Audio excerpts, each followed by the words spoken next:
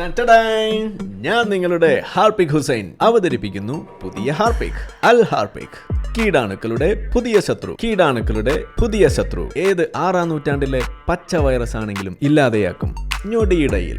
നിങ്ങളും ട്രൈ ചെയ്യൂ, യഥാർത്ഥ സമാധാനം തിരിച്ചറിയൂ. അൽ ഹാർപിക് ബൈ ഹാർപിക് ഹുസൈൻ. നിയമപരമായ മുന്നറിയിപ്പ്. മിസ്റ്റർ അബ്ബാസ്, താങ്കളുടെ ഹാർപിക് പരസ്യം കണ്ട് പണ്ട് വേറെ പണിയൊന്നുമില്ലേ എന്ന് ഞാൻ മനസ്സിൽ അറിയാതെയാണെങ്കിലും കളിയാക്കി ചോദിച്ചിട്ടുണ്ട്. ഇന്ന് ഈ പരസ്യം എനിക്ക് ചെയ്യേണ്ടി വന്നപ്പോൾ താങ്കളോട് എനിക്ക് മാപ്പ് പറയണമെന്ന് തോന്നുന്നു. മിസ്റ്റർ അബ്ബാസ്, എനിക്ക് മാപ്പ് തരൂ. നിങ്ങളും ട്രൈ ചെയ്യൂ, യഥാർത്ഥ സമാധാനം തിരിച്ചറിയൂ. ഒരു സന്തോഷ വാർത്ത പങ്കുവെക്കാമെന്നാണ് വിചാരിച്ചത്. യെസ്,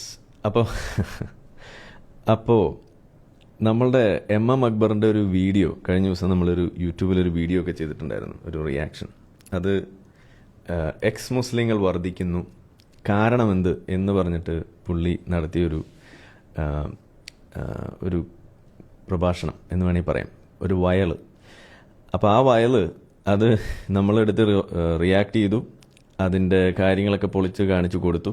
എന്തുകൊണ്ടാണ് എന്നുള്ളത് എം അക്ബർ പറഞ്ഞ കാരണമല്ല, എക്സ് മുസ്ലിങ്ങൾ ഉണ്ടാകുന്നത് വർദ്ധിക്കുന്നത് എന്തുകൊണ്ടാണ് എന്നുള്ളത് അതിന് വേറെ തന്നെ കാരണങ്ങളാണ്. എന്തൊക്കെയാണ് കാരണങ്ങളെന്ന് നമ്മളെ കയ്യിലുള്ള കുറച്ച് ഉദാഹരണങ്ങളൊക്കെ വെച്ച് അത് നമ്മൾ പറഞ്ഞു കൊടുത്തു. അങ്ങനെ കൊടുത്തതിന് ശേഷം പിന്നെ സംഭവിച്ചത് എന്താണെന്ന് പറഞ്ഞു കഴിഞ്ഞാൽ, ആ വീഡിയോ എം അക്ബർ ഇപ്പോൾ അവിടുന്ന് റിമൂവ് ചെയ്തതായിട്ടാണ് കാണുന്നത്. അത് അവിടെ ഇല്ല. അപ്പോൾ അതിൻ്റെ ആ ലിങ്ക് നമ്മൾ സേവ് ചെയ്ത് വെച്ചിട്ടുണ്ടായിരുന്നു. പക്ഷേ ഇപ്പോൾ നോക്കുമ്പോൾ അങ്ങനെ ഒരു വീഡിയോ അവിടെ ഇല്ല, അത് അവിടുന്ന് മാറ്റി. ഇതാണ് സംഭവിച്ചത്. അപ്പോൾ എന്താ സംഭവം നിങ്ങളൊന്ന് ആലോചിച്ച് നോക്കൂ. ഇതിൽ എക്സ് മുസ്ലിങ്ങൾ വർദ്ധിക്കുന്നു, അത് ശരിയോ തെറ്റോ, വർദ്ധിക്കുന്നുണ്ടോ, യാഥാർത്ഥ്യം എന്ത് എന്നൊന്നും അല്ല ചോദിച്ചിരിക്കുന്നത്. വർദ്ധിക്കുന്നുണ്ട്, അതിൻ്റെ കാരണം എന്ത് എന്നുള്ളതായിരുന്നു അവരുടെ വീഡിയോയുടെ ടൈറ്റിൽ. അതിൻ്റെ ചിത്രമൊക്കെ അങ്ങനെയാണ്. നിങ്ങൾ കണ്ടിട്ടുണ്ടോ എന്നറിയില്ല, അതായിരുന്നു അതിൻ്റെ ടൈറ്റിലായിട്ട് അവിടെ ഉണ്ടായിരുന്നത്. അപ്പോൾ ഏതായാലും സംഗതി കയ്യിൽ നിന്ന് പോയി എന്ന് മനസ്സിലായി. ഇപ്പോൾ അത് അവിടുന്ന് റിമൂവ് ചെയ്യുന്ന അവസ്ഥയാണ് ഉണ്ടായിരിക്കുന്നത്. നമ്മളുടെ വിശ്വാസികളായിട്ടുള്ള ആളുകൾ എങ്ങനെയാണ് സ്വന്തം മൂട്ടിൽ വെടിവെക്കുന്നത് എന്നുള്ളത് നമ്മൾ നിരന്തരം കണ്ടുകൊണ്ടിരിക്കുകയാണ്. അതിപ്പോൾ വീണ്ടും ഇവിടെ ആവർത്തിച്ചു. എം അക്ബറാണ് ഏറ്റവും അവസാനം സ്വന്തം മൂട്ടിൽ വെടിവെച്ചിരിക്കുന്നത്. ഇതാണിപ്പോൾ നമ്മളുടെ അവസ്ഥ. അപ്പോൾ ആ വീഡിയോ നമ്മൾ ഇവിടെ ഇന്ന് നമ്മൾ റിലീസ് ചെയ്തിട്ടുണ്ടായിരുന്നു. എക്സ് മുസ്ലിങ്ങൾ വർദ്ധിക്കുന്നു എന്നും പറഞ്ഞ്. നിങ്ങൾ കണ്ടിട്ടില്ലെങ്കിൽ അതൊന്ന് കാണുന്നത് നല്ലതാണ്. അപ്പോൾ അങ്ങനെ ഒരു സാധനം ഇവിടെ ഉണ്ടായിട്ടുണ്ടായിരുന്നു. അപ്പോൾ ഇത് നിങ്ങളുമായിട്ടൊന്ന് പറയാമെന്ന് വിചാരിച്ചു. പിന്നെ എന്തെങ്കിലുമൊക്കെ 2 വാക്കുകൾ നിങ്ങളിലൂടെ ഒന്ന് കേട്ടിട്ട് അങ്ങ് പോവാം എന്ന്. ഒരു മുസ്ലിം സമുദായത്തിൽ നിന്ന് എന്തുകൊണ്ടാണ് എക്സ് മുസ്ലിംസ് ഉണ്ടായിക്കൊണ്ടിരിക്കുന്നത് എന്നാണ് ചോദ്യം. ആ ചോദ്യത്തിന് മറുപടി ഇസ്ലാമികമായ ബോധമില്ലാത്തത് കൊണ്ടാണ്. നമ്മുടെ വീടകങ്ങൾ ഇസ്ലാമികമായ അന്തരീക്ഷത്തിൽ ആയി തീർക്കാൻ നമ്മൾ ശ്രമിക്കണം. അവർക്ക് ചെറുപ്പത്തിലെ ഇസ്ലാമികമായ അളവിൽ നൽകണം. ഓക്കെ, അപ്പൊ ഏതായാലും എം അക്ബർ പറഞ്ഞ പ്രകാരം നമ്മൾ ഇന്ന് നമ്മളുടെ വീടകങ്ങൾ ഭക്തിസാന്ദ്രമാക്കാൻ പോവുകയാണ് വിത്ത് അറബി മൂളിച്ച. അതിനു വേണ്ടിയിട്ട് ചില സാധനങ്ങൾ. അറബി മൂളിച്ച എന്താന്ന് അറിയാത്ത ആളുകൾക്ക് വേണ്ടിയിട്ട്, നമ്മളുടെ ഇൻസ്റ്റാഗ്രാമിലുള്ള ആളുകൾക്ക് നല്ല പരിചയമുള്ള സാധനമായിരിക്കും. അറബി മൂളിച്ച ഇല്ലാതെ ഒരു റീല് പോലും നിങ്ങൾ കാണില്ല ഇസ്ലാമിന്റെ. ഇപ്പൊ കേൾക്കുന്നുണ്ടോ അറബി മൂളിച്ച? ഇതാണ് ആ അറബി മൂളിച്ച എന്ന് പറയുന്നത്. കേൾക്കുന്നുണ്ടല്ലോ അല്ലേ? അടിപൊളിയല്ലേ? യെസ്, അതങ്ങോട്ട് കേൾക്കുമ്പോൾ ഉണ്ടല്ലോ പിന്നെ എല്ലാം ഭക്തിസാന്ദ്രമാണ്. എന്ത് തെണ്ടിത്രം വേണമെങ്കിലും ഇത് വെച്ചിട്ട് അങ്ങ് പറയാം. നമ്മൾ സാബി ഇൻസ്പയർ എന്നൊക്കെ പറയുന്ന ചില മണ്ടൻ മദ്രസ ജീവികളുണ്ട്. അവരുടെയൊക്കെ സ്ഥിരമായതാണ് എന്ത് മണ്ടത്തരവും ഈ സാധനങ്ങൾ കേൾപ്പിച്ചങ്ങ് പറഞ്ഞാണ്ടല്ലോ, അത് പിന്നെ വേറൊന്നും നമുക്ക് മനസ്സിലാവില്ല എന്നുള്ളതാണ് അതിൻ്റെ കാര്യം. ഇതാണ് അതിൻ്റെ ഒരു സാധനം. അപ്പോൾ നമ്മളിപ്പോൾ വേറൊരു മ്യൂസിക് അതിന് വേണ്ടി കൗണ്ടർ കൊണ്ടുവന്നിട്ടുണ്ട് കേട്ടോ. അത് ഇതാണ്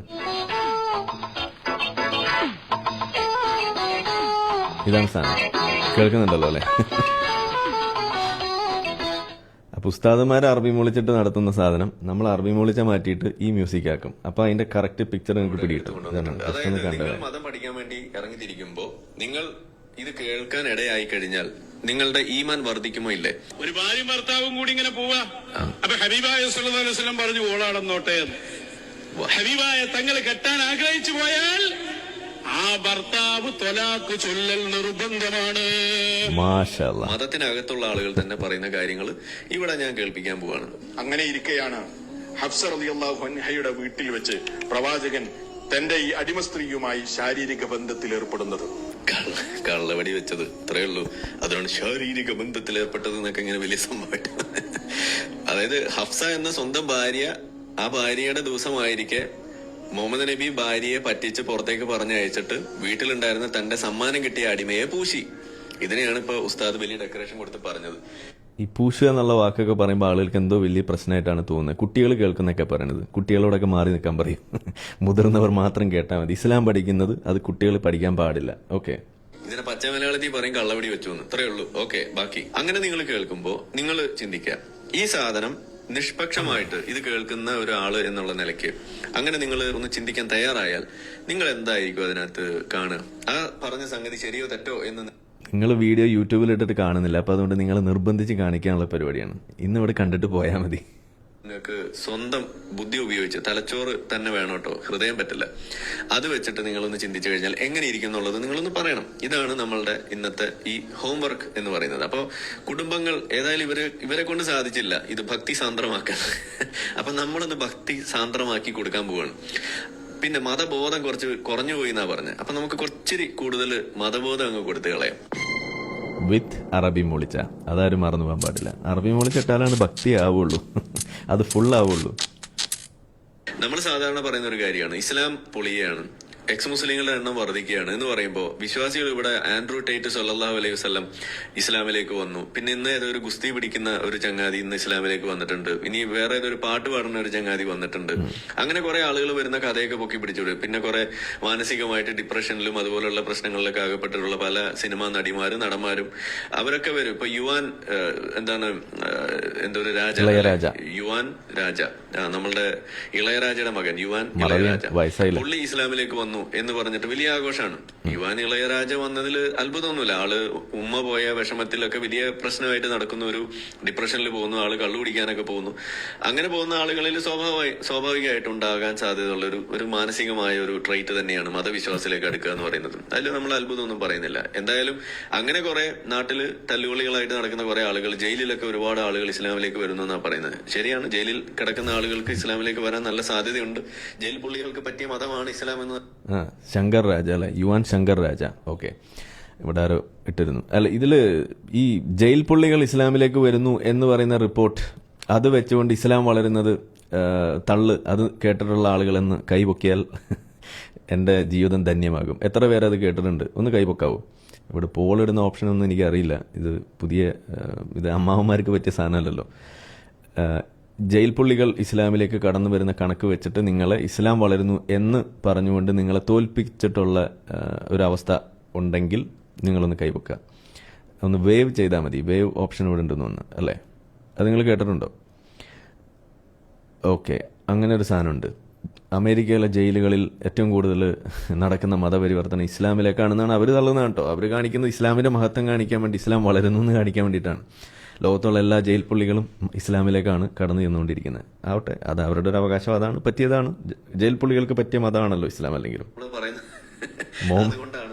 മുഹമ്മദ് നബി ഇന്ന് ജീവിച്ചിരുന്നെങ്കിൽ മൂപ്പർ പോലെ ഒരു ജയിൽ പുള്ളിയാവേണ്ട ആളാണല്ലോ. അപ്പൊ പിന്നെ ഇതിൽ അത്ഭുതമൊന്നുമില്ല. വലിയ തോതിൽ ജയിലിലുള്ള കൺവേർഷനെ കുറിച്ചൊക്കെ ഒരു മേനി ധരിക്കുന്നത് കാണാം. നിങ്ങൾ ചോദിച്ചാൽ മതി, അമേരിക്കയിലെ ജയിലിൽ ഏറ്റവും കൂടുതൽ കൺവേർഷൻ നടക്കുന്നത് ഇസ്ലാമിലേക്കാണെന്നാ പറയാം. ശരിയാണ്, അത് നമ്മൾ സമ്മതിക്കുന്നു എന്ന് തന്നെയാണ് നമ്മൾ പറയുന്നത്. എന്തായാലും അങ്ങനെയൊക്കെ പറഞ്ഞ് ഇതേപോലെ കുറെ ആളുകളുടെ കണക്കൊക്കെ ആയിട്ട് വരുമ്പോൾ ഇവിടെ കേരളത്തിൽ എന്താ സംഭവിക്കുന്നത്? വിവരവും വിദ്യാഭ്യാസവും തലച്ചോറ് കൊണ്ട് ചിന്തിക്കുന്ന, ഹൃദയം കൊണ്ട് ചിന്തിക്കുന്നതല്ല, തലച്ചോറ് കൊണ്ട് ചിന്തിക്കുന്ന ആളുകൾ ഈ മതത്തിൽ നിന്ന് പുറത്തേക്ക് പോകുന്നു. ഇത് ഇവിടെ സംഭവിക്കുന്നത്. അപ്പൊ ഇനി ഞാൻ നിങ്ങളുടെ സമയം കളയുന്നില്ല, നേരെ ആ വീഡിയോയിലേക്ക് നമുക്ക്. അങ്ങനെ നമ്മളുടെ തലച്ചോറുകൊണ്ട് ചിന്തിച്ചതിന്റെ ഭാഗമായിട്ട് മതം വിട്ടു പോയിട്ടുള്ള കുറെ ആളുകളുടെ വീഡിയോ അതൊക്കെ നമ്മളിവിടെ പറയാറുണ്ട്. അങ്ങനെ പോയ ബാസിലിന്റെ ആ ഒരു ടീമിൽ നിന്നും പോയ ഒരാളുടെ വീഡിയോ നമ്മൾ കഴിഞ്ഞ ദിവസം അപ്ലോഡ് ചെയ്തിരുന്നു. ഇത് വായിക്കാൻ പറ്റുന്നുണ്ടോ? ഇല്ലെങ്കിൽ നിങ്ങൾ കണ്ണാടിയിൽ പിടിച്ച് നോക്കൂട്ടോ. ഇതിന്റെ എന്തോ പ്രശ്നമാണ്. ഇതെല്ലാം തലതിരിഞ്ഞാണ് കാണിക്കുന്നത്.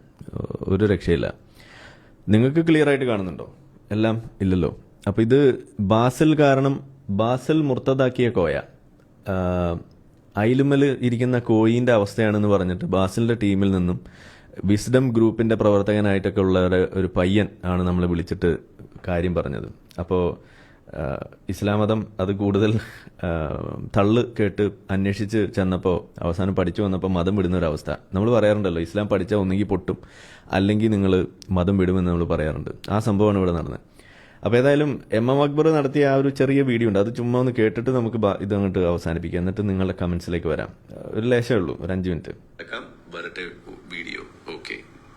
മുസ്ലിം സമുദായത്തിൽ നിന്ന് എന്തുകൊണ്ടാണ് എക്സ് മുസ്ലിംസ് ഉണ്ടായിക്കൊണ്ടിരിക്കുന്നത് എന്നാണ് ചോദ്യം. അച്യുതന്റെ മറുപടി ഇസ്ലാമികമായ ബോധമില്ലാത്തത് കൊണ്ടാണ്. ഞാൻ ഇപ്പൊ ഇടയിലൊന്നും പറയുന്നില്ല. നിങ്ങൾ കാര്യങ്ങൾ ക്ലിയർ ആയിട്ട് ഒന്ന് ശ്രദ്ധിക്കുക.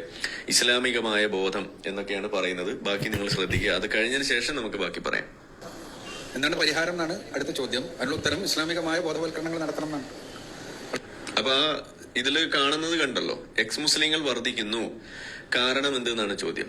അതല്ലാതെ വർദ്ധിക്കുന്നുണ്ടോ എന്നോ വർദ്ധിക്കുന്നത് സത്യമാണോ എന്നോ ഇതൊന്നുമല്ല ചോദ്യം. വർദ്ധിക്കുന്നുണ്ട് എന്നുള്ളത് എം അക്ബറും സ്ഥിരീകരിച്ചു കഴിഞ്ഞിരിക്കുന്നു. ഇനിയെങ്കിലും വിശ്വാസികൾ സമ്മതിക്കുക, ഇവിടെ കെട്ടുപൊട്ടി, ഇസ്ലാമിന്റെ കെട്ടുപൊട്ടി കഴിഞ്ഞിരിക്കുന്നു. മുസ്ലിങ്ങളായിട്ടുള്ള ആളുകൾ മതത്തിൽ നിന്ന് പുറത്തേക്ക് കൂട്ടമായിട്ട് പോയിക്കൊണ്ടിരിക്കുകയാണ് എന്നുള്ള കാര്യം ഇനിയെങ്കിലും നിങ്ങൾ സമ്മതിക്കുക. നമ്മൾ പണ്ടൊരു പാട്ട് പാടാറുണ്ട്, ഒട്ടകങ്ങൾ വരി വരി വരിയായി എന്ന് പറയുന്ന മാതിരി എക്സ് മുസ്ലിങ്ങൾ വരി വരി വരിയായി, കരക്ക മരങ്ങൾ നിര നിര നിരയായി. അതാണ് ഇവിടെ സംഭവിച്ചുകൊണ്ടിരിക്കുന്നത്. എക്സ് മുസ്ലിങ്ങൾ ഇങ്ങനെ വരി വരിയായിട്ട് ഇസ്ലാമിൽ നിന്ന് പുറത്തേക്ക് പോകുന്ന ആ കാഴ്ച അതിമനോഹരമായ കാഴ്ച. നമുക്ക് ഇച്ചിരി അറബി മോളിച്ചിട്ടിട്ട് കേൾക്കാം, അതായിരിക്കും കുറച്ചുകൂടി ഒരു സുഖം. ഓക്കെ, ചുരുക്കമാണ് ചോദ്യവും ചുരുക്കമാണ് ഉത്തരവും. ഇസ്ലാമികമായ തലത്തിൽ നമ്മൾ കുട്ടികളെ വളർത്തിക്കൊണ്ടുവരുവാൻ സന്നദ്ധമാകുമ്പോൾ ഇത്തരം പ്രശ്നങ്ങൾ ഇല്ലാതെയാകും. ഇസ്ലാമികമായ തലം എന്നൊക്കെ പറയുമ്പോൾ എന്തോ വലിയ സംഭവമാണ് നിങ്ങൾ വിചാരിക്കും. മദ്രസ തലം, അത്രയേ ഉള്ളൂ. അങ്ങനെ ആലോചിച്ചാൽ മതി. നിങ്ങളൊരു മദ്രസ ജീവിയായിട്ട് നമ്മൾ വളർത്തണം, എന്നാലേ നിങ്ങൾക്ക് മദ്രസയുടെ അകത്ത് നിൽക്കാൻ പറ്റുള്ളൂ, അല്ലെങ്കിൽ ആ പഠിച്ച സാധനത്തിനകത്ത് നിങ്ങൾക്ക് നിൽക്കാൻ പറ്റൂ. നിങ്ങളൊരു ഭൗതിക വിദ്യാഭ്യാസമൊക്കെ മര്യാദയ്ക്ക് നേടുന്ന രീതിയിൽ ഹൃദയം കൊണ്ട് ചിന്തിക്കുന്നത് മാറ്റിവെച്ച് തലച്ചോറ് കൊണ്ട് ചിന്തിക്കുന്ന അവസ്ഥയിൽ നിങ്ങളെ വളർത്തിയാൽ നിങ്ങൾക്ക് മദ്രസ ജീവിയായിട്ട് തുടരാൻ കഴിയില്ല. ഇതാണ് നമ്മൾ പറയുന്നത്. ഇസ്ലാമികമായ തലത്തിൽ കുട്ടികളെ വളർത്തണം. എങ്ങനെയാണ് ഇസ്ലാമികമായ തലത്തിൽ കുട്ടികളെ വളർത്തേണ്ടതെന്നുള്ളത് ഇത് കഴിഞ്ഞിട്ട് ഞാൻ പറഞ്ഞുതരാം. ഇസ്ലാമികമായ ചിന്ത എന്ത് എന്നുള്ളത്. പാരന്റിംഗ് ആണ് അവിടെ പ്രധാനപ്പെട്ട പ്രതിക്കൂട്ടിൽ നിൽക്കുന്നത്.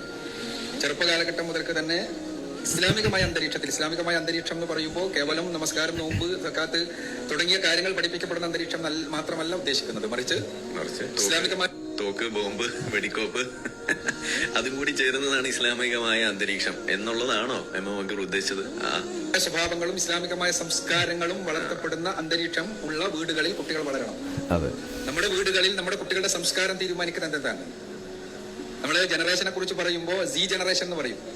ഇപ്പോൾ പുതിയ സ്കൂളുകളിലും പഠിക്കുന്ന കുട്ടികൾ ആൽഫ ജനറേഷനാണ്. അതിന് മുമ്പ് ഉള്ളതാണ് സി ജനറേഷൻ. സി ജനറേഷന്റെ സംസ്കാരം തീരുമാനിച്ചത്, അവരുടെ തലച്ചോറ് തീരുമാനിച്ചതല്ല. എന്താണ് ധാർമ്മികത എന്നുള്ള വിഷയത്തിലുള്ള അവരുടെ അടിസ്ഥാന ധാരണ അവിടുന്ന് ഉണ്ടാവുന്നത്? നമ്മുടെ തലച്ചോറിന്റെ വളർച്ച, ഇതാണ് ഏറ്റവും പ്രധാനപ്പെട്ട കാര്യം.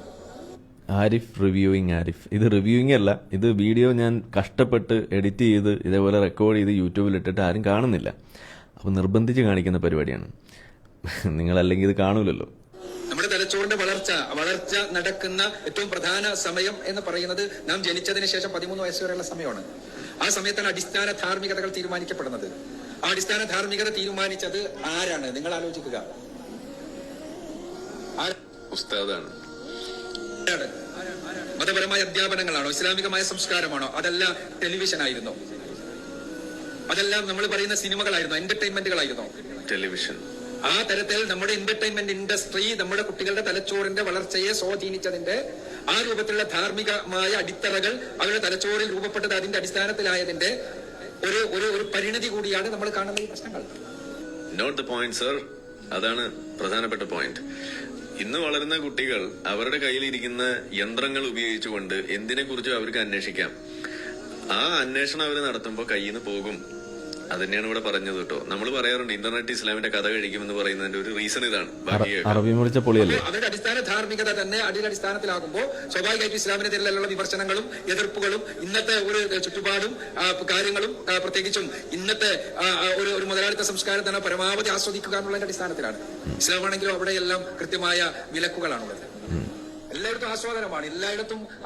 അതായത് ഇസ്ലാം എല്ലാത്തിനും വിലക്ക് എന്ന് പറയുമ്പോൾ നമ്മൾ വിചാരിക്കും എന്തോ നല്ല കാര്യമാണ്. നിങ്ങൾ ഇവിടെ കള്ളു പിടിക്കാതിരുന്നാൽ നിങ്ങൾക്ക് അവിടെ പോയിട്ട് കള്ളു പിടിക്കാം സ്വർഗത്തിലെ.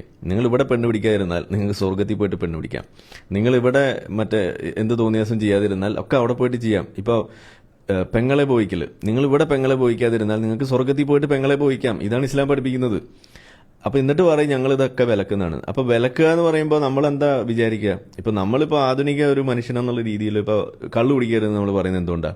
നിങ്ങൾ ഇവിടെ കള്ളു കുടിക്കാതിരുന്നാൽ നിങ്ങൾക്ക് വേറെ എവിടെയെങ്കിലും പോയിട്ട് കള്ളു കുടിക്കാന്നുള്ളത് അങ്ങനെയല്ലല്ലോ നമ്മൾ പറയുന്നത്. അത് കുടിച്ചു കഴിഞ്ഞാൽ നിങ്ങളുടെ ശരീരത്തിന് ദോഷമാണ്. അങ്ങനെ പല പല റീസൺസ്, മെഡിക്കൽ റീസൺസ് പറയുന്നു. അതിന്റെ മറ്റു പല വിഷയങ്ങൾ ജോയിൻ ചെയ്ത് പറഞ്ഞിട്ടാണ് നമ്മൾ അത് ആളുകളെ ബോധവൽക്കരിക്കുന്നത്. ഇപ്പോൾ നന്നായിട്ട് വണ്ടി ഓടിക്കാൻ പറയുന്നത് എങ്ങനെയാണ്? അത് നിങ്ങൾ നന്നായിട്ട് വണ്ടി ഓടിച്ചാൽ നിങ്ങളുടെ ജീവനും ഗുണമാണ്, വേറെ ബാക്കി റോട്ടിലൂടെ പോകുന്ന ആളുകൾക്കും ഗുണമാണ് എന്ന് പറഞ്ഞിട്ടല്ലേ നമ്മൾ പറയുന്നത്. അല്ലാതെ നിങ്ങൾ ഇവിടെ നന്നായിട്ട് വണ്ടി ഓടിച്ചാൽ നിങ്ങൾക്ക് അവിടെ പോയിട്ട് എങ്ങനെ വേണമെങ്കിലും തലകുത്തി നിന്ന് വണ്ടി ഓടിക്കാം എന്നല്ലല്ലോ നമ്മൾ പറയുന്നത്. ആ ഒരു വ്യത്യാസം അത് ഈ മദ്രസ ജീവികൾക്ക് മനസ്സിലാവുന്നില്ല. അതാണ് ഇതിന്റെ ഒരു പ്രധാന പ്രശ്നം. ഇവിടെയൊക്കെ പറഞ്ഞു വെക്കുന്നത് വിലക്കുകളുണ്ട് എന്ന് പറയുമ്പോൾ ആളുകൾ, വിശ്വാസികൾ തെറ്റിദ്ധരിക്കുകയാണ്. ഈ വിലക്കുകളെല്ലാം ഒരു ലോജിക്കലാണ് എന്നതാണ് അവരുടെ തെറ്റിദ്ധാരണ. ഇല്ലോജിക്കലായിട്ടുള്ള വിലക്കുകളാണ്. ഇതാണ് അതിന്റെ ഒരു പ്രശ്നം. ഇനി അതിൽ വേറൊരു കാര്യം കൂടി ഇവിടെ പറഞ്ഞ മാതിരി പെണ്ണുങ്ങളുടെ വിഷമം നമുക്ക് മനസ്സിലാവുന്നുണ്ട്. അതായത് ഹൂറന്മാരെ കുറിച്ച് എവിടെയൊന്നും പറഞ്ഞിട്ടില്ല.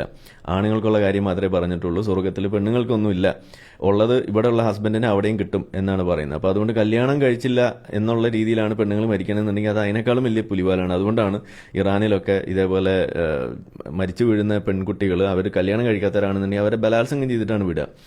ഇതാണ് അവിടെ ചെയ്യുന്നത്. കാരണം എന്നാലാണല്ലോ ഇവർക്ക് അവിടെ ചെന്ന് കഴിയുമ്പോൾ ആരെങ്കിലും കിട്ടുള്ളൂ. എന്തൊരു കരുതലാണ് നിങ്ങളൊന്ന് ആലോചിക്കണം. ഇതാണ് ഇസ്ലാമിന്റെ മഹത്വം എന്ന് പറയുന്നത്. ഓക്കെ, ബാക്കി ആ രൂപത്തിലുള്ള പരമാവധി അടിച്ചു പൊളിക്കാന്നാണ് കുട്ടികൾ പറയാം. ആ അടിച്ചു പൊളിക്കലിൽ ഇസ്ലാം എല്ലായിടത്തും റെസ്ട്രിക്ഷൻസ് ആണ്. അവിടെയാണെങ്കിലോ ചെറുപ്പത്തിലെ തലച്ചോറിന്റെ, ഞാൻ നേരത്തെ അല്ല, ഞാൻ കളിക്കുന്നത് ഇടയ്ക്കിടയ്ക്ക് തലച്ചോറ് എന്ന് പറയുന്നുണ്ട്. ഇസ്ലാമിൽ എവിടെയാ തലച്ചോറിനെ കുറിച്ച് പറയുന്നത്? അല്ല, അറിയാൻ വയ്യായിട്ട് ചോദിക്കുകയാണ്. പണ്ട് എം അക്ബർ നമ്മളുടെ ജബാർ മാഷുമായിട്ടുള്ള സംവാദത്തിൽ വന്നിട്ട് പറഞ്ഞത് എന്താണ്? ഹൃദയശാസ്ത്രജ്ഞന്മാർ അവിടെ തെളിയിച്ചുകൊണ്ടിരിക്കുകയാണ് ഹൃദയത്തിൽ ഒരു തലച്ചോറുണ്ട് എന്നാണ് പറഞ്ഞത്. ഹൃദയത്തിലും തലച്ചോറുണ്ട് എന്ന് പറയുന്ന ഒരു പ്രത്യേകതരം ഒരു അവസ്ഥ നിങ്ങൾ ആലോചിക്കുക. ആ സാധനം വെച്ചിട്ട് ചിന്തിക്കുന്ന കാര്യമാണോ ഈ പറയുന്നത്? എനിക്ക് മനസ്സിലാവുന്നില്ല. എന്തായാലും ആവട്ടെ, രൂപത്തിലുള്ള വളർച്ചയും അവിടെ അവരെ സ്വാഭാവിക ഇറാനിൽ അങ്ങനെയുണ്ടോ? ഇറാനിൽ അങ്ങനെയുണ്ട്, പോയി അന്വേഷിക്കൂ. നമ്മുടെ കുട്ടികൾക്ക് ഈ തരത്തിലുള്ള ഇസ്ലാം വിമർശനങ്ങൾ വരുമ്പോ ഇസ്ലാം വിമർശനങ്ങൾ ഒരു വശത്ത് വരുന്നു, അതോടൊപ്പം തന്നെ തന്റെ ഇച്ഛ ഇസ്ലാമിനെതിരെയുള്ള കാര്യങ്ങളിലേക്ക് അയാളെ പിടിച്ചു വലിച്ചുകൊണ്ടിരിക്കുന്നു. മറിച്ച് ഈ ഒരു അവസ്ഥയിൽ സ്വാഭാവികമായും ഏറ്റവും എളുപ്പമുള്ള മാർഗം എന്നുള്ളത് ഇസ്ലാമിൽ നിന്ന് പുറത്തു പോകുക എന്നുള്ളതാണ്. ഈ പറയുന്ന തിന്മകൾക്കെല്ലാം അയാൾക്ക് ന്യായീകരണമായി. ഇതാണോ എന്ന് നമുക്കൊന്ന് കാണാം. അതായത് ഈ എന്തുകൊണ്ടാണ് ആളുകൾ ഇസ്ലാമിൽ നിന്ന് പുറത്തേക്ക് പോകുന്നത് എന്നത് വലിയ തോതിൽ, അത് ഇസ്ലാം മാത്രമല്ല എല്ലാ മതത്തിൽ നിന്നും ആളുകൾ പുറത്തേക്ക് പോകുന്നു, ഇസ്ലാമിൽ നിന്നും പോകുന്നു. പക്ഷെ ഇസ്ലാമിൽ നിന്നും കൂടുതൽ പോകുന്നു ഇന്നത്തെ കാലത്ത്. അതിന്റെ കാരണം എന്താണെന്നുള്ളത് നമ്മൾ കാലങ്ങളായിട്ട് പറഞ്ഞു കൊടുക്കുന്ന കാര്യമാണ്. പക്ഷെ ഈ വക ആളുകൾക്ക്, എം അക്ബറിന്, ആനമയിൽ ഒട്ടകം ടീമിന്, ഇവർക്കൊന്നും ഇപ്പോഴും മനസ്സിലായിട്ടില്ല എന്തുകൊണ്ടാണ് പോകുന്നത്. എന്തുകൊണ്ടാണ് മനസ്സിലാകാത്തത്? അവര് ഹൃദയം കൊണ്ട് ചിന്തിക്കുന്നോണ്ടാണ്. അവര് തലച്ചോറ് കൊണ്ട് ചിന്തിച്ചിരുന്നു എന്നുണ്ടെങ്കിൽ അത് മനസ്സിലായേനെ. പക്ഷെ എന്ത് ചെയ്യാൻ കഴിയും? മഹാനായ സുബ്ഹാനഹു തആല, അള്ളാഹു സുബ്ഹാനഹു തആല ഇവർക്ക് ചിന്തിക്കാനുള്ള കഴിവ് കൊടുത്തിരിക്കുന്നത് ഹൃദയം കൊണ്ടാണ്. അതുകൊണ്ട് തന്നെ അവർ ചിന്തിക്കുമ്പോൾ അവര് വികാരം കൊണ്ടും അതല്ലെങ്കിൽ ഇത്തരത്തിലുള്ള ചില ഇമോഷണൽ സംഗതികൾ വെച്ചിട്ട് മാത്രമാണ് അവർക്ക് കാര്യങ്ങൾ കാണാൻ കഴിയുന്നുള്ളൂ. ബുദ്ധിപരമായിട്ട് ആലോചിച്ച് ഇതിന്റെ ലോജിക്കൽ റീസൺസ് എന്താണ്, ഇതിന്റെ യഥാർത്ഥ എവിഡൻസ് എന്നുള്ളത് നോക്കിയിട്ട് കാര്യങ്ങൾ മനസ്സിലാക്കാൻ ഇവർക്ക് സാധിക്കുന്നില്ല. X Muslims of North America അവര് നടത്തിയ പഠനം തന്നെയുണ്ട്. എന്തൊക്കെ കാരണം കൊണ്ടാണ് നിങ്ങൾ മതം ഉപേക്ഷിച്ചത് എന്നതിന്റെ കാരണം അന്വേഷിക്കുമ്പോൾ ജീവിതം അടിച്ചു പൊളിക്കാൻ വേണ്ടിയിട്ടൊന്നുമല്ല. ഒരു മനുഷ്യന്റെ ഏറ്റവും അടിസ്ഥാനപരമായ ആവശ്യം എന്ന് പറയുന്നത് എന്താണ്? അവന്റെ ഹ്യൂമൻ റൈറ്റ്സ്, അവന്റെ ഇൻഡിവിജ്വാലിറ്റി, അവന്റെ ഇൻഡിവിജ്വൽ ഫ്രീഡം എന്ന് പറയുന്ന സംഗതി. അവന് ഇഷ്ടമുള്ള വിശ്വാസം സ്വീകരിക്കാനും സ്വീകരിക്കാതിരിക്കാനുമുള്ള സ്വാതന്ത്ര്യം. ഒരു സ്ത്രീയാണെന്നുണ്ടെങ്കിൽ ആ സ്ത്രീയുടെ ആ ഒരു ഐഡന്റിറ്റി കീപ്പ് ചെയ്തുകൊണ്ട് ജീവിക്കാൻ കഴിയുന്ന ഒരു സ്വാതന്ത്ര്യം. ഒരു പുരുഷനാണെന്നുണ്ടെങ്കിൽ ആ നിലയ്ക്ക് ജീവിക്കാനുള്ള ഒരു സ്വാതന്ത്ര്യം. ഇതൊന്നും വകവെച്ചു കൊടുക്കാതെ എപ്പോഴും മറ്റൊരാളുടെ അടിമയായിട്ടോ അതല്ലെങ്കിൽ മറ്റൊരാളുടെ കീഴിൽ ജീവിക്കേണ്ട അവസ്ഥയിലോ, അതുമല്ല എന്നുണ്ടെങ്കിൽ ഇതുപോലെ ഹ്യൂമൻ റൈറ്റ്സ് പോലും നിഷേധിക്കുന്ന രീതിയിൽ പല തലത്തിലും നിങ്ങൾക്ക് നോക്കാം. ഇപ്പൊ സ്ത്രീകളെ സംബന്ധിച്ച് പറയുകയാണെന്നുണ്ടെങ്കിൽ അവരുടെ ഒരു ഭാര്യയാവുന്ന ഘട്ടം വന്നു കഴിഞ്ഞാൽ ഡൊമസ്റ്റിക് വയലൻസിന് വിധേയമാകുന്ന അവസ്ഥ, അതല്ലെങ്കിൽ അവർക്ക് ജോലിക്ക് പോകാൻ കഴിയാത്ത അവസ്ഥ, അങ്ങനെ താലിബാനിൽ ഇപ്പൊ നമ്മൾ കണ്ടുകൊണ്ടിരിക്കുന്നത് പഠിക്കാൻ പോകാത്ത അവസ്ഥ, 6ാം ക്ലാസ്സിലാവുമ്പോഴേക്കും കെട്ടിച്ചുവിടുന്ന അവസ്ഥ, ഇങ്ങനെയുള്ള സംഗതികൾ കാണുന്നു. കൂടുതലും സ്ത്രീകൾക്കാണ്. ഏറ്റവും കൂടുതൽ മുസ്ലിം സമുദായത്തിൽ നിന്ന് പുറത്തേക്ക് പോകുന്നത് സ്ത്രീകളാണെന്ന് നമ്മൾ പറയേണ്ടതായിട്ട് വരും. സ്ത്രീകൾ വിചാരിച്ചാൽ ഈ മതം തകരും എന്ന് നമ്മൾ പറയുന്നത് അതുകൊണ്ടാണ്. അങ്ങനെ കുറെ കാരണങ്ങൾ വെച്ചിട്ട് 60% യൂട്യൂബ് ഇല്ലെന്ന് ചോദിക്കുന്നുണ്ട്. ഇത് ഞാൻ ഡൗൺലോഡ് ചെയ്തിട്ട് യൂട്യൂബിൽ അപ്ലോഡ് ചെയ്യും. Don't worry. ഓക്കെ. അതിലധികം ആളുകളും ഇസ്ലാമിൽ നിന്നും പുറത്തു പോയതിന്റെ ഒരേ ഒരു കാരണം എന്ന് പറയുന്നത് ഈ ഹ്യൂമൻ റൈറ്റ്സ് വയലേഷൻസ് നമ്മൾ അനുഭവിക്കുന്ന വ്യക്തി എന്നുള്ള രീതിയിൽ വ്യക്തി സ്വാതന്ത്ര്യത്തിലേക്ക് കൈകടത്തുന്ന ആ മതത്തിന്റെ നിലപാടാണ് അവരെ മതത്തിൽ നിന്ന് പുറത്തു കടക്കാൻ പ്രേരിപ്പിച്ചത്. ഇത് നമ്മളിവിടെ മുന്നേ പറഞ്ഞിട്ടുള്ള കാര്യമാണ്. നിങ്ങൾക്ക് സംശയം ഉണ്ടെങ്കിൽ, അന്വേഷിക്കണം എന്നുണ്ടെങ്കിൽ, അറിയണമെന്നുണ്ടെങ്കിൽ ex Muslims of North America എന്ന് പറയുന്ന ആ വെബ്സൈറ്റിൽ കയറിയിട്ട് അവിടെ ദ അപ്പോസ്റ്റസി റിപ്പോർട്ട് എന്ന് പറഞ്ഞിട്ട് നിങ്ങൾ നോക്കിയാൽ അവിടെ നിങ്ങൾക്ക് കിട്ടും. വിശദമായിട്ട് നമ്മൾ അതിനെക്കുറിച്ച് വീഡിയോ ചെയ്തിട്ടുള്ളതാണ്. അതാണ് ഒരു കാര്യം. പക്ഷെ ഇപ്പോഴും എം എം അക്ബർ പറയുന്നത് ഇതൊന്നുമല്ല. നമ്മളെന്തോ അടിച്ചു പൊളിക്കണം, എന്തൊക്കെയോ കാര്യങ്ങൾ ചെയ്യാനുണ്ട്, മറ്റേ കള്ളു കുടിക്കണം, അല്ലെങ്കിൽ അങ്ങനെ പല പല കാര്യങ്ങൾ. ഇതിനു വേണ്ടിയിട്ട് നമ്മൾ ഇസ്ലാമിൽ നിന്ന് വിട്ടു, ഇതാണ് പറയുന്നത്. എന്നാ നിങ്ങൾ അറിയാൻ വേണ്ടിയിട്ട് പറയാണ്. അങ്ങനെ ഒരു ഉദ്ദേശത്തിലാണ് നിങ്ങൾ ഈ മതം വിടാൻ നിൽക്കുന്നുണ്ടെങ്കിൽ ഞാൻ പറയാണ്, നിങ്ങൾക്ക് മതത്തിന്റെ അകത്ത് നിന്നാലാണ് ഇതെല്ലാം വളരെ മികച്ച രീതിയിൽ നിങ്ങൾക്ക് ചെയ്യാൻ കഴിയുക. നിങ്ങൾക്ക് 4 കെട്ടണോ, നിങ്ങൾക്ക് മതത്തിനകത്ത് നിൽക്കാം. നിങ്ങൾക്ക് 4 കെട്ടിയതിന് ശേഷവും നിങ്ങൾക്ക് അടിമ പെണ്ണുങ്ങളെ പൂശണോ, അതിനും നിങ്ങൾക്ക് നല്ലത് ഇസ്ലാമിനകത്ത് നിൽക്കുകയാണ്. ഇങ്ങനെയുള്ള വാക്കുകളൊക്കെ ഉപയോഗിക്കുമ്പോൾ ആളുകൾ പലപ്പോഴും പറയുന്നത് കുട്ടികൾ കാണുന്നു. ഒന്നാമത്തെ കാര്യം, ഈ video not made for kids എന്ന് നമ്മൾ ഡിക്ലെയർ ചെയ്തിട്ട് ചെയ്യുന്ന വീഡിയോകളാണ്. അപ്പൊ അതുകൊണ്ട് പലപ്പോഴും ആളുകൾ ഈ മതവുമായി ബന്ധപ്പെട്ട കാര്യങ്ങൾ പറയുന്നതുകൊണ്ട് അതിനകത്ത് ചില വികൃതികൾ, ചില ഇത്തരം രൂപങ്ങൾ അത് കൃത്യമായ ആ രീതിയിൽ നിങ്ങളുടെ മനസ്സിലേക്ക് അതിന്റെ ആ നാണക്കേട് ഉണ്ടാക്കുന്ന രൂപത്തിൽ നിങ്ങൾക്ക് മനസ്സിലാകണമെന്നുണ്ടെങ്കിൽ ചില വാക്കുകൾ ഞാൻ ഉപയോഗിക്കും. അപ്പോ വ്യൂവർ ഡിസ്ക്രിപ്ഷൻ അത് നിങ്ങൾ ഉപയോഗിക്കുക എന്നുള്ളതാണ് എനിക്ക് പറയാനുള്ളത്. ആദ്യമേ നമ്മൾ യൂട്യൂബിനോട് ഡിക്ലെയർ ചെയ്യുന്ന കാര്യമാണ്, this is not made for kids. ഇനി അവർ സ്വയം കണ്ടത് കേൾക്കുന്നത് നമുക്ക് തടയാൻ കഴിയില്ല, അത് നിങ്ങളുടെ ഇഷ്ടമാണ്. പക്ഷെ അതുകൊണ്ട് ഞാനിത് പറയാതിരിക്കണമെന്ന് പറയുന്നതിനോട് നമുക്ക് യോജിക്കാൻ കഴിയില്ല എന്നുള്ളത് ആദ്യമേ ഒന്ന് ഓർമ്മിപ്പിക്കുകയാണ്. ഈ ചില വാക്കുകൾ ഇവിടെ ഉപയോഗിച്ചേ പറ്റുകയുള്ളൂ. ഓക്കെ, അപ്പൊ ഇവിടെ ഇങ്ങനെ ഇവര് പറയുന്ന കാരണങ്ങൾ ഇതെന്തുകൊണ്ടാണ് പറയേണ്ടി വരുന്നത്? മതം ഉപേക്ഷിച്ച് നമ്മളെപ്പോലുള്ള ആളുകളെ കൊച്ചാക്കുന്ന വർത്താനാണ് ഇവിടെ എം എം അക്ബർ പറയുന്നത്. നമ്മൾ എന്തിനാ മതം വിട്ടത്? ഇസ്ലാമിലെ അടിമത്തം സംബന്ധിച്ചിട്ടുള്ള കാര്യങ്ങൾ അത് കണ്ടിട്ട് അത് ശരിയല്ല എന്ന് തോന്നി, അത് മാനവിക വിരുദ്ധമാണ് എന്ന് തോന്നിയിട്ട് മതം വിട്ട എന്നോട് ഇവർ പറയാണ് നീ കള്ളു കുടിക്കാൻ വേണ്ടിയിട്ടാണ് മതം വിട്ടത് എന്ന് പറയുമ്പോൾ അതല്ല, എന്തുകൊണ്ടാണ് എന്നുള്ളത് തിരിച്ചു പറയേണ്ട ബാധ്യത എനിക്കുണ്ട്. ആ പറയുന്ന വിഷയങ്ങളിലെ ഡീറ്റെയിൽസ് ചിലപ്പോൾ പറയേണ്ടതായിട്ട് വരും. അടിമ പെണ്ണുങ്ങളെ വെച്ച് പൂശിയ കഥ നമ്മൾ പറയേണ്ടി വരും. പൂശുന്ന സമയത്ത് ശുക്ലം കളയുന്നതിനെ കുറിച്ചുള്ള മുഹമ്മദ് നബിയുടെ ആജ്ഞ അത് നമ്മളിവിടെ അവതരിപ്പിക്കേണ്ടി വരും. അത് നമുക്ക് അങ്ങനെ തന്നെ പറയേണ്ടി വരും. അല്ലാതെ നമ്മളുടെ ആക്ഷൻ ഹീറോ ബിജുവിൽ പറയുന്നത് മാതിരി സഹോദരി താങ്കളുടെ നിതംബം എന്നൊക്കെ പറയുന്നത് അതിനൊന്നും നമ്മൾ കിട്ടില്ല. ഉള്ള കാര്യം അങ്ങ് പറയാന്നുള്ളതാണ്. അങ്ങനെ ഒരു ഫേക്ക് ഒരു ഇമേജ് ഉണ്ടാക്കേണ്ട കാര്യം നമുക്കില്ല എന്നുള്ളതാണ് അവിടെ ഒരു കാര്യം. അപ്പൊ അതുകൊണ്ട് ഇസ്ലാമിനകത്തുള്ള ഇത്തരത്തിലുള്ള വിഷയങ്ങൾ കണ്ടു തന്നെയാണ് നമ്മൾ ഈ കാര്യങ്ങൾ മനസ്സിലാക്കിയിട്ട് ഇസ്ലാമിൽ നിന്ന് പുറത്തു കിടക്കുന്നത്. അത് ചില ആളുകൾക്ക് ഒരുപാടെണ്ണം കണ്ടിട്ടുണ്ടാവും, ചില ആളുകൾക്ക് ഒരെണ്ണം കണ്ടാൽ മതി, ചില ആളുകൾ കാണാൻ പോകുന്നേ ഉണ്ടാവുള്ളൂ. ഇപ്പൊ ഇന്നലെ നമ്മൾ സംസാരിച്ച ആ ബാസിൽ മുർത്തദാക്കിയ കോയ, നമ്മുടെ കോഴിക്കോയ എന്താ പറഞ്ഞത്, അടിമത്തം വിഷയം.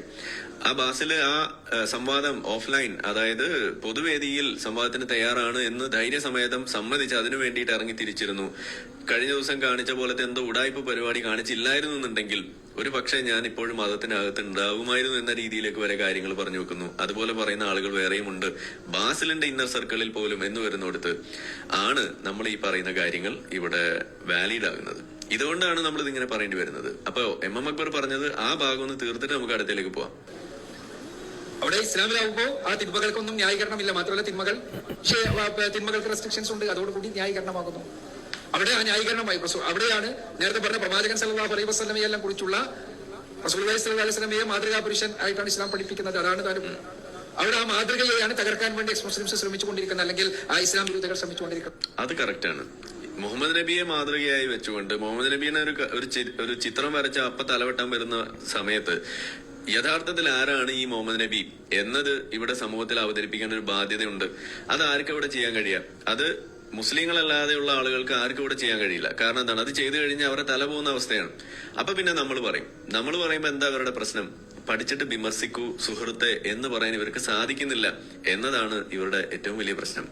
നമ്മളടുത്ത് ആ ഡയലോഗ് ചെലവാകുന്നില്ല. കാരണം ഇവർ ഇങ്ങോട്ട് ഒരു കാര്യം പറയുമ്പോൾ അങ്ങോട്ട് മണി പോലെ ഹദീസുകൾ അങ്ങോട്ട് പോകുന്നു, ചരിത്രം അങ്ങോട്ട് പോകുന്നു, ഖുർആൻ ആയത്തുകൾ അങ്ങോട്ട് പോകുന്നു എന്ന് വരുമ്പോ ഇത് കേൾക്കുന്ന ഒരു വിശ്വാസിയായിട്ടുള്ള ഒരാള് ഗൂഗിള് 2 എണ്ണം തുറന്നു വെക്കുന്നു. എക്സ് മുസ്ലിമിന്റെ ആയത്തുകൾ പരിശോധിക്കാൻ ഒരു ഗൂഗിൾ, മുസ്ലിമിന്റെ ആയത്തുകൾ പരിശോധിക്കാൻ, ബാസിലൊക്കെ നടത്തുന്ന വെളുപ്പിക്കൽ പരിശോധിക്കാൻ വേണ്ടി മറ്റൊരു ഗൂഗിൾ തുറക്കുന്നു. എന്നിട്ട് രണ്ടും അടിക്കുന്നു. നോക്കുമ്പോ നമ്മൾ പറയുന്നത് വസ്തുതയായിട്ട് വരുന്നു. അവിടെയാണ് ഇവർ മതം വിടുന്നത്. അപ്പോ ഇവിടെ ഇത് പറയേണ്ട ബാധ്യത നമുക്കുണ്ട്.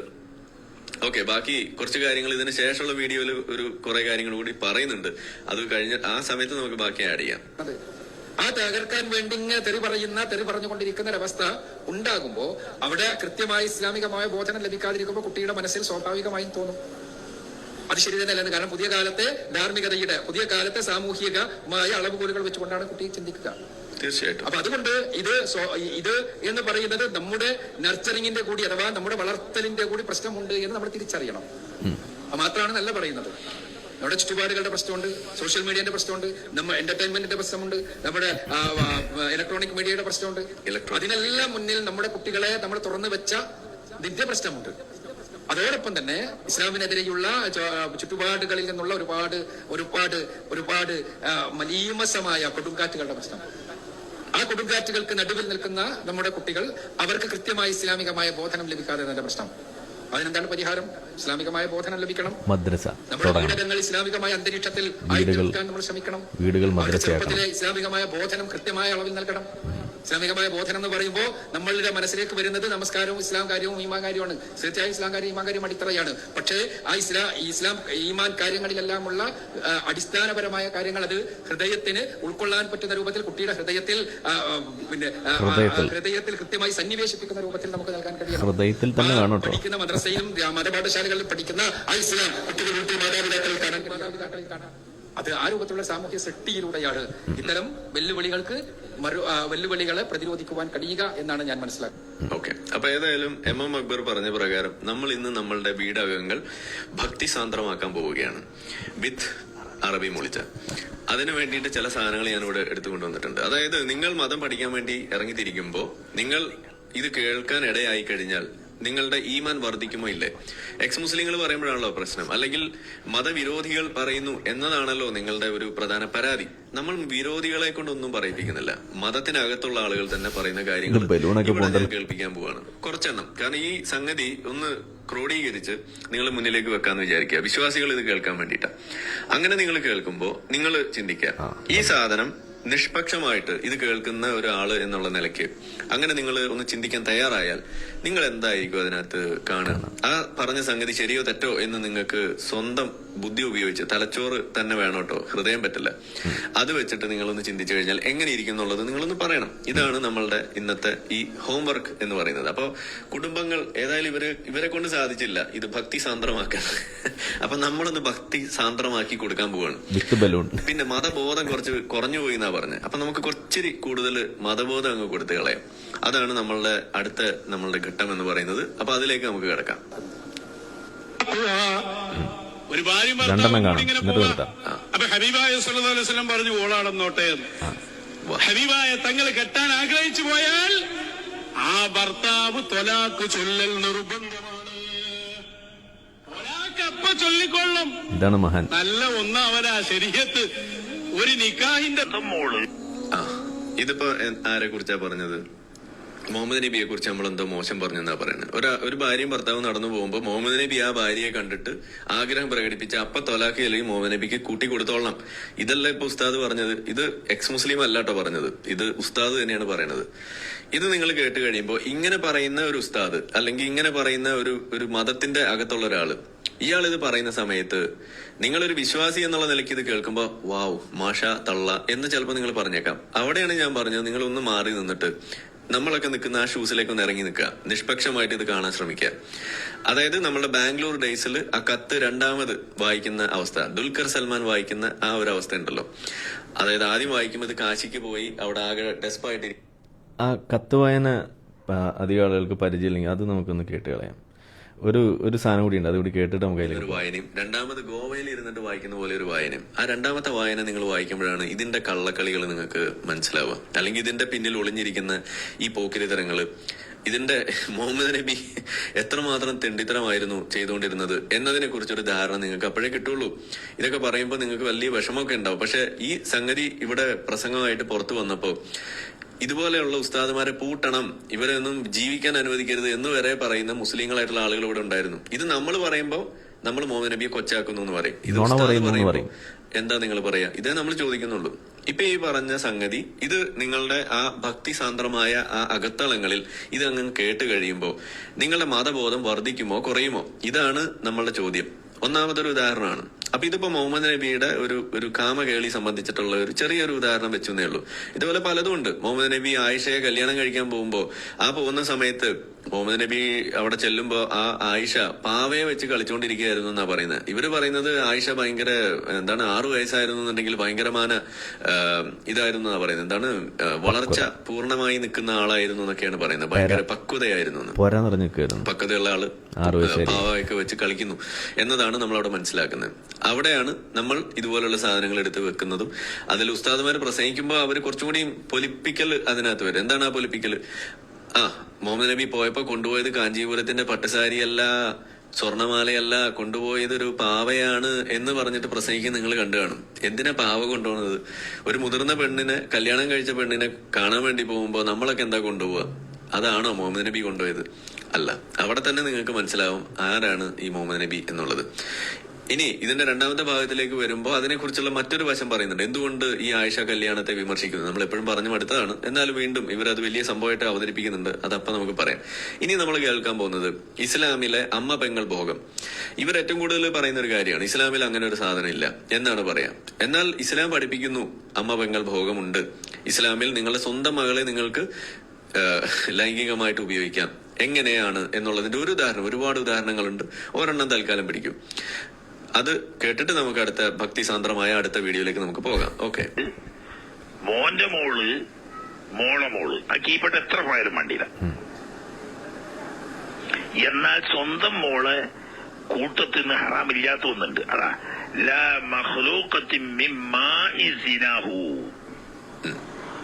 ഒരു പുരുഷൻ ഒരു സ്ത്രീയുമായി വ്യഭിചാരത്തിൽ ഏർപ്പെട്ടു. ആ വ്യഭിചാരത്തിൽ ഈ പെണ്ണ് ഒരു പെൺകുട്ടിയെ പ്രസവിച്ചു.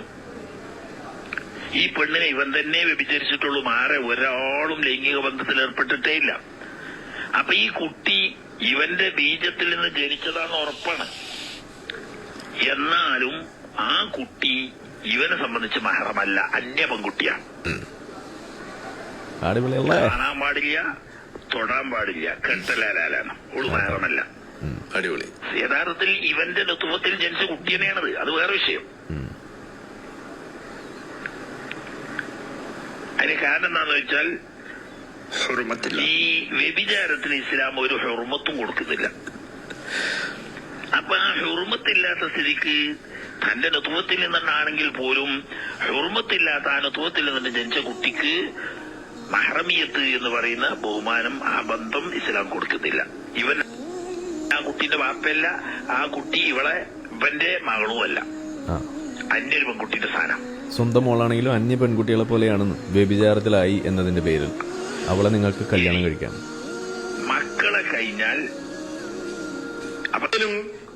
ഓക്കെ. ഇപ്പൊ നമ്മൾ കേട്ട എന്താണ്? അതായത് സ്വന്തം മകളെ ഒരാൾക്ക് അവിടെ വിവാഹം കഴിക്കാം, അവളുമായിട്ട് ലൈംഗിക ബന്ധത്തിൽ ഏർപ്പെടാം. എന്താ കാരണം? ആ സ്വന്തം മകള് വ്യഭിചാരത്തിലുണ്ടായാൽ മതി. വ്യഭിചാരത്തിലുണ്ടായ സ്വന്തം മകളെ വേണമെങ്കിൽ കല്യാണം കഴിക്കാന്നാണ് ഈ പറഞ്ഞത്. ഇത് ഇസ്ലാമിലെ അധ്യാപനമാണ്. ഇതവിടെ നിൽക്കുന്നു. ഇതുണ്ടായിരിക്കുകയാണ് ബാക്കിയുള്ള ആളുകൾ, മതം വിടുന്നവർ മുഴുവൻ അമ്മ പെങ്ങളെ ഭോഗിക്കാൻ വേണ്ടിയിട്ടാണ് പോണത്. നിങ്ങൾക്ക് അമ്മയും പെങ്ങളെയും ഭോഗിക്കണോ? നിങ്ങൾ ഇസ്ലാമിനകത്ത് നിന്നാ മതി. അതാണ് ഇവിടെ ഇപ്പൊ നിങ്ങൾ കേട്ടത്. ഇതാണ് ഇസ്ലാമിന്റെ കഥ എന്ന് പറയുന്നത്. ഇനി നിങ്ങൾ സ്വർഗത്തിലേക്ക് പോകുമ്പോ അവിടെ നിങ്ങൾക്ക് നിങ്ങളുടെ സ്വന്തം പെങ്ങളെ ഭോഗിക്കാം എന്നാണ് ഇസ്ലാം പഠിപ്പിക്കുന്നത്. ഇതൊക്കെ ഇനി ആദം ഹവ്വ അത് കഥ എടുത്തു കഴിഞ്ഞാൽ അവിടെ എങ്ങനെയാണ്? അവിടെയും ഈ ആദാമും ഹവ്വയും ഉണ്ടായി, പിന്നെ അവരിലൂടെ മക്കളുണ്ടായി എന്ന് നിങ്ങൾ പറയുമ്പോ അവിടെ ഇൻസെസ്റ്റ് ഇല്ലാതെ, അമ്മ പെങ്ങൾ ഭോഗമില്ലാതെ എങ്ങനെയാണ് ബാക്കി തലമുറകൾ ഉണ്ടാവുക?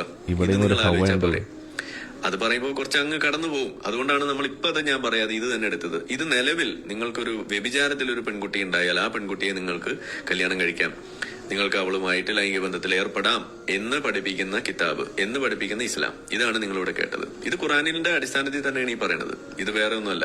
ഇത് പറയുന്നത് മുസ്ലിം ആയിട്ടുള്ള ഇതിന്റെ മുതലാളിയാണ് പറഞ്ഞു വെക്കുന്നത്. അപ്പൊ അതുകൊണ്ട് മുതലാളിയുടെ അടുത്ത് നിങ്ങൾ ചെല്ലുക, എന്താ മുതലാളി ഇങ്ങനെയൊക്കെ പറയണതെന്ന് അവിടെ പോയിട്ട് ചോദിക്കുക, എന്നോട് ചോദിക്കണ്ട. ഞാൻ പുള്ളി പറഞ്ഞത് ഇത് ജസ്റ്റ് കോട്ട് ചെയ്തു, അത്രേ ഉള്ളൂ.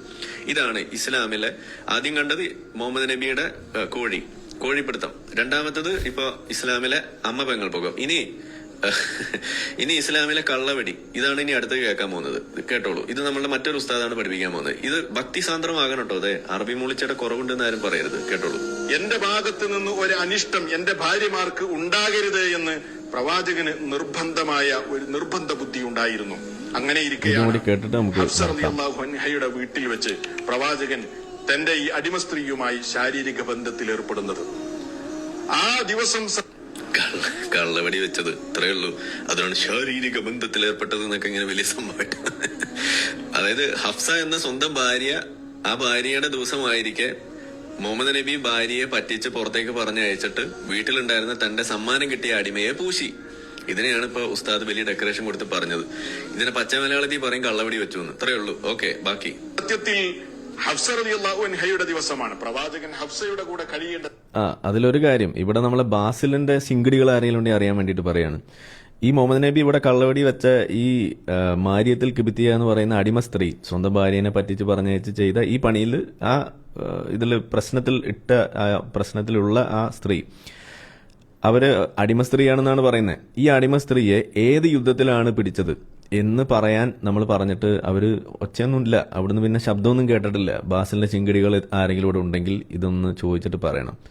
മാരിയത്തിൽ കിബിത്തിയാനെ ഏത് യുദ്ധത്തിൽ പിടിച്ച അടിമയാണ് എന്ന് നിങ്ങൾ ചോദിച്ച് പറഞ്ഞു തന്നാൽ നിങ്ങൾ പറയുന്ന പണി നമ്മൾ എടുക്കും. അപ്പൊ വേണമെങ്കിൽ കലിമയും ചെല്ലും. ഓക്കെ, ദിവസമാണ്. ഹഫ്സയുടെ വീട്ടിൽ വെച്ചുമാണ് ഇത് നടക്കുന്നത്. അങ്ങനെ ഹഫ്സ തന്റെ പിതാവിന്റെ അടുക്കലേക്ക് പോയി തിരിച്ചു വരുമ്പോൾ പ്രവാചകൻ സല്ലല്ലാഹു അലൈഹി വസല്ലം ഈ രൂപത്തിൽ തന്റെ അടിമ സ്ത്രീയുമായി ബന്ധത്തിലേർപ്പെട്ട വിവരം ഹഫ്സ റളിയല്ലാഹു അൻഹ അറിഞ്ഞപ്പോൾ സ്വാഭാവികമായും ഒരു പെണ്ണ് എന്നുള്ള നിലക്ക് നീരസം പ്രകടിപ്പിച്ചു. അവർ അല്ലാഹുവിന്റെ പ്രവാചകനോട് പറഞ്ഞു, അത്തഫ്അലു ഹാദാ ഫീ ബൈതി ഫീ യൗമി, എന്റെ ദിവസത്തിലും എന്റെ വീട്ടിലും വെച്ചായിരുന്നോ നബിയെ നിങ്ങൾ ഇങ്ങനെ ചെയ്തത്? You cheat. ഇതാണ് സംഭവം. അതാണ് അവിടെ വിളിച്ചത്. അതിനാണ് ഇത്ര വലിയ ഡെക്കറേഷൻ ഉണ്ടോ? ഡെക്കറേഷനോട് ഡെക്കറേഷനാണ്.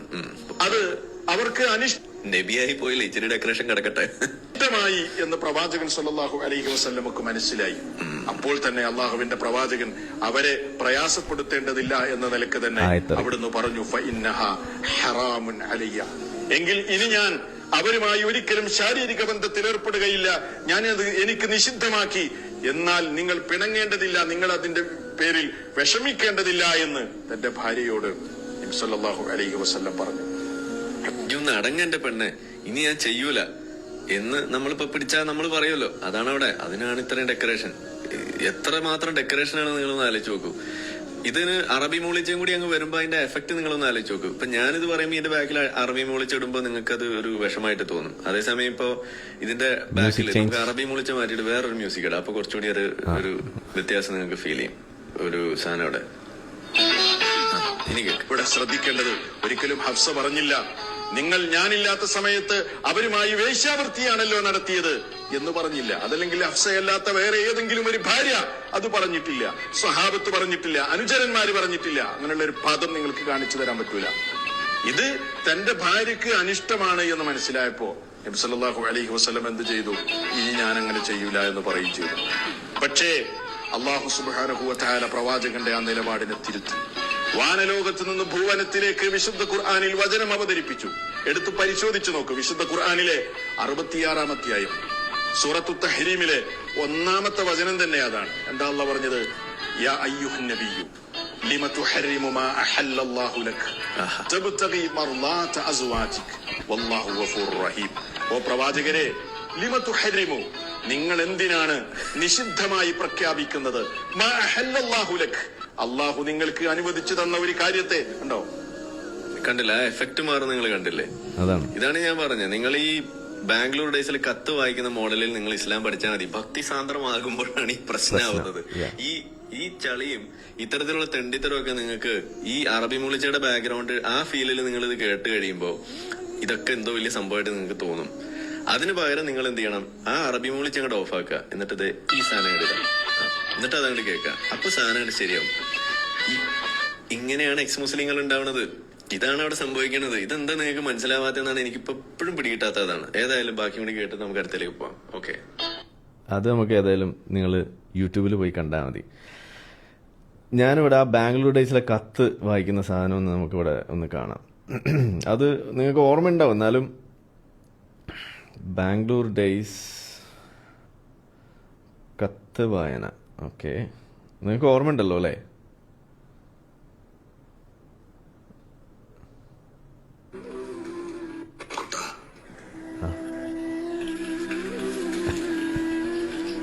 ഒന്നും പറയാനുള്ളൊരു മാനസികാവസ്ഥയിലായ ഇതിലെ സംസാരത്തിന്റെ ടോണും അതിന്റെ ബാക്ക്ഗ്രൗണ്ടിലുള്ള മ്യൂസിക്കും നിങ്ങൾ ശ്രദ്ധിക്കാം. അപ്പൊ വായിക്കുന്നത് ഒരേ സാധനമാണ്, പക്ഷെ മ്യൂസിക്കും അതിന്റെ ടോണും. ഓക്കെ, ഇത്രയും വർഷം ശ്വാസം മുട്ടി ജീവിച്ചിരുന്ന ഞാൻ ഇപ്പോഴാണ് ശുദ്ധമായി ശ്വസിക്കുന്നത്. ഓർമ്മകളുടെയും സ്വപ്നങ്ങളുടെയും ഇടയിൽ പലപ്പോഴും എല്ലാവരും ഇന്നത്തെ കുറിച്ച് മറക്കാറുണ്ട്. പക്ഷെ സത്യം പറഞ്ഞ ഈ നിമിഷം ഇത് മാത്രമേ നമ്മുടെ കയ്യിലുള്ളൂ. അത് തിരിച്ചറിയാൻ ഈ യാത്ര വേണ്ടി വന്നു. എന്റെ ഈ തീരുമാനം മോനെ ബുദ്ധിമുട്ടായെങ്കിൽ അച്ഛനോട് ക്ഷമിക്കണം. നിന്റെ പിറന്നാളിന്റെ അന്ന് എന്നും നിനക്ക് വേണ്ടി പ്രാർത്ഥിക്കും എന്ന് സ്വന്തം അച്ഛൻ. എന്തെങ്കിലും മണം.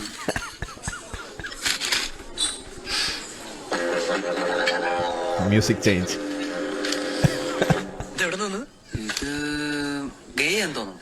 ഇത് ഗയല്ല, ഗോവയാണ്. ഗോവയിൽ മാത്രം കിട്ടുന്ന ഒരു പ്രത്യേക സ്മെല്ലിന്റെ മണവാസനയാണ്.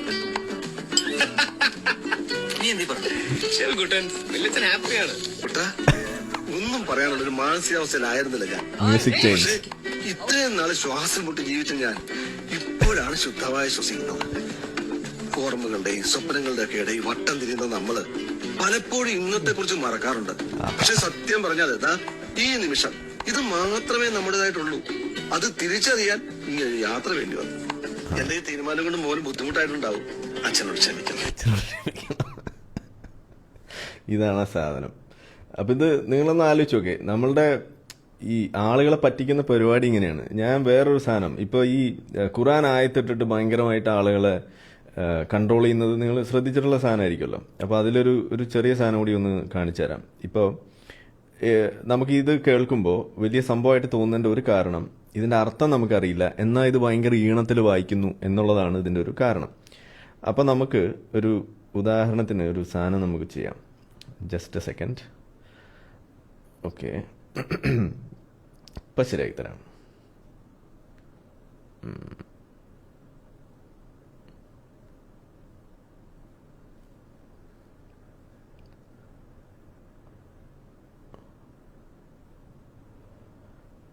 ഓക്കെ, ഞാനിവിടെ ഒരു അറബിയിലൊരു സാധനം നിങ്ങളെ കേൾപ്പിക്കാൻ പോവാണ്. നിങ്ങൾ കേട്ടിരിക്കുക. അറബി മൂളിച്ച നമുക്കിടാം. ഓക്കെ, അറബി മൂളിച്ച ready? Okay, right. Why this kolaveri?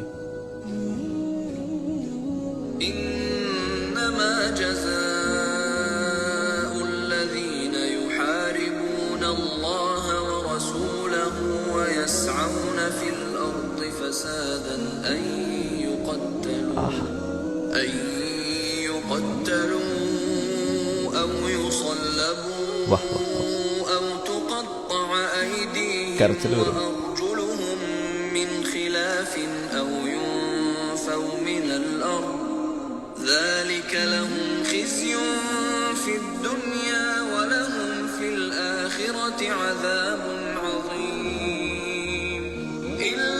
Okay, എങ്ങനെ ഉണ്ടായിരുന്നു സാധനം? അടിപൊളിയല്ലേ? ആർക്കെങ്കിലും എന്തെങ്കിലും പറയാനുണ്ടോ? അറബി മൂളിച്ച കുറച്ചാൽ കൊള്ളാമായിരുന്നു. പള്ളി പറഞ്ഞാൽ മതി. ഇത് അറബി മൂളിച്ച ഭക്തി സാന്ദ്രമാക്കാനുള്ള വീഡിയോ ആണിത്. ആ സമയത്ത് വന്നിട്ട് അറബി മൂളിച്ച നിർത്താൻ പറയേ, ഇത്തിനി ഹിമ്മത്ത്. അപ്പം ഞാൻ ചോദിച്ചത് അതല്ല.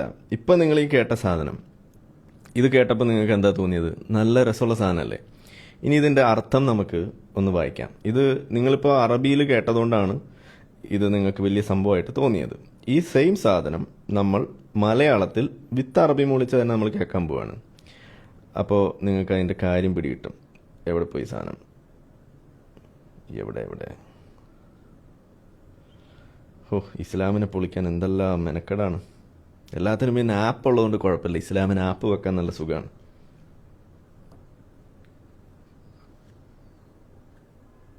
പോരും, ഡൗൺലോഡ് ചെയ്യാം. പരമകാരുണികനും കരുണാനിധിയുമായ അള്ളാഹുവിന്റെ നാമത്തിൽ. അള്ളാഹുവോടും അവന്റെ ദൂതനോടും യുദ്ധത്തിലേർപ്പെടുകയും ഭൂമിയിൽ കുഴപ്പം കുത്തിപ്പൊക്കാൻ ശ്രമിക്കുകയും ചെയ്യുന്നവർക്കുള്ള ശിക്ഷവധമോ കുരിശിലേറ്റലോ കൈകാലുകൾ എതിർദിശകൾ. നാറ്റിക്കല്ലേ? മുഴുവൻ പാട്. എന്താ കുട്ട ഇങ്ങനെയൊക്കെ? കൈകാലുകൾ എതിർദിശകളിൽ മുറിച്ചു കളയലോ നാടുകടത്തലോ ആണ്. ഇത് അവർക്ക് ഈ ലോകത്തുള്ള മാനക്കേടാണ്. പരലോകത്തോ ഇതേക്കാൾ കടുത്ത ശിക്ഷയാണുണ്ടാവുക. അറബി മുളിച്ച നമ്മൾ നേരത്തെ അറബി കേട്ടതും ഇപ്പം മലയാളത്തിൽ കേട്ടതും ഒരേ സാധനമാണ്. അറബി കേട്ടപ്പോൾ നിങ്ങൾക്ക് എന്തോ വലിയ സംഭവമായിട്ട് തോന്നി ഇല്ലേ? പക്ഷെ ഇപ്പം ഇത് അറബി മാറ്റിയിട്ട് മലയാളമാക്കിയപ്പോൾ നിങ്ങൾക്ക് എന്താ തോന്നിയത്? അയ്യേ ഇതൊക്കെയാണ് ഇതിനകത്ത് പറയണത് എന്ന് ചിലപ്പോൾ നിങ്ങൾക്ക് എന്നാലും അങ്ങനെ ഒരു തോന്നൂല. പക്ഷെ ഇനി ഇത് ഇതിന്റെ അർത്ഥം നമ്മൾ മലയാളത്തിൽ വായിച്ചിട്ട് അതിൽ നമ്മൾ എന്ത് ചെയ്യണം? അതിനകത്ത് ഈ മ്യൂസിക് നമ്മൾ മാറ്റുക. അപ്പം നിങ്ങൾക്ക് കുറച്ചും കൂടി കാര്യം പിടികിട്ടും. ഓഹോ ഇതാണല്ലേ സാധനം എന്ന് നിങ്ങൾക്ക് അപ്പോഴേ കുറച്ചും കൂടി കാര്യമായിട്ട് നിങ്ങൾക്ക് മനസ്സിലാവുള്ളൂ. അത് നമുക്ക് ഒന്നെടുത്തേക്കാം. ഒരു സെക്കൻഡ്. എവിടെ പോയി മലയാളം?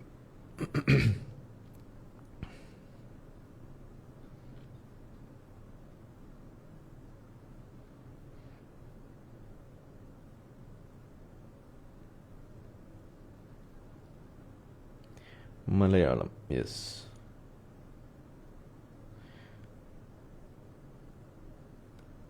ഓക്കെ ദേവന്താജ്. ഒരു സെക്കൻഡ്. Music change.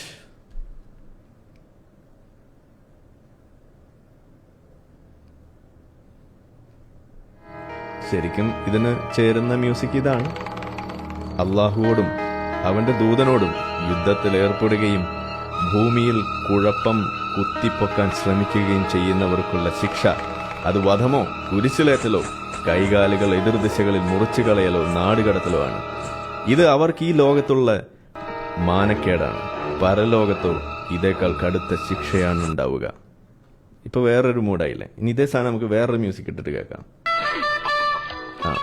അള്ളാഹുവോടും അവന്റെ ദൂതനോടും യുദ്ധത്തിൽ ഏർപ്പെടുകയും ഭൂമിയിൽ കുഴപ്പം കുത്തിപ്പോക്കാൻ ശ്രമിക്കുകയും ചെയ്യുന്നവർക്കുള്ള ശിക്ഷ അത് വധമോ കുരിശിലേറ്റലോ കൈകാലുകൾ എതിർദിശകളിൽ മുറിച്ചു കളയലോ നാടുകടത്തലോ ആണ്.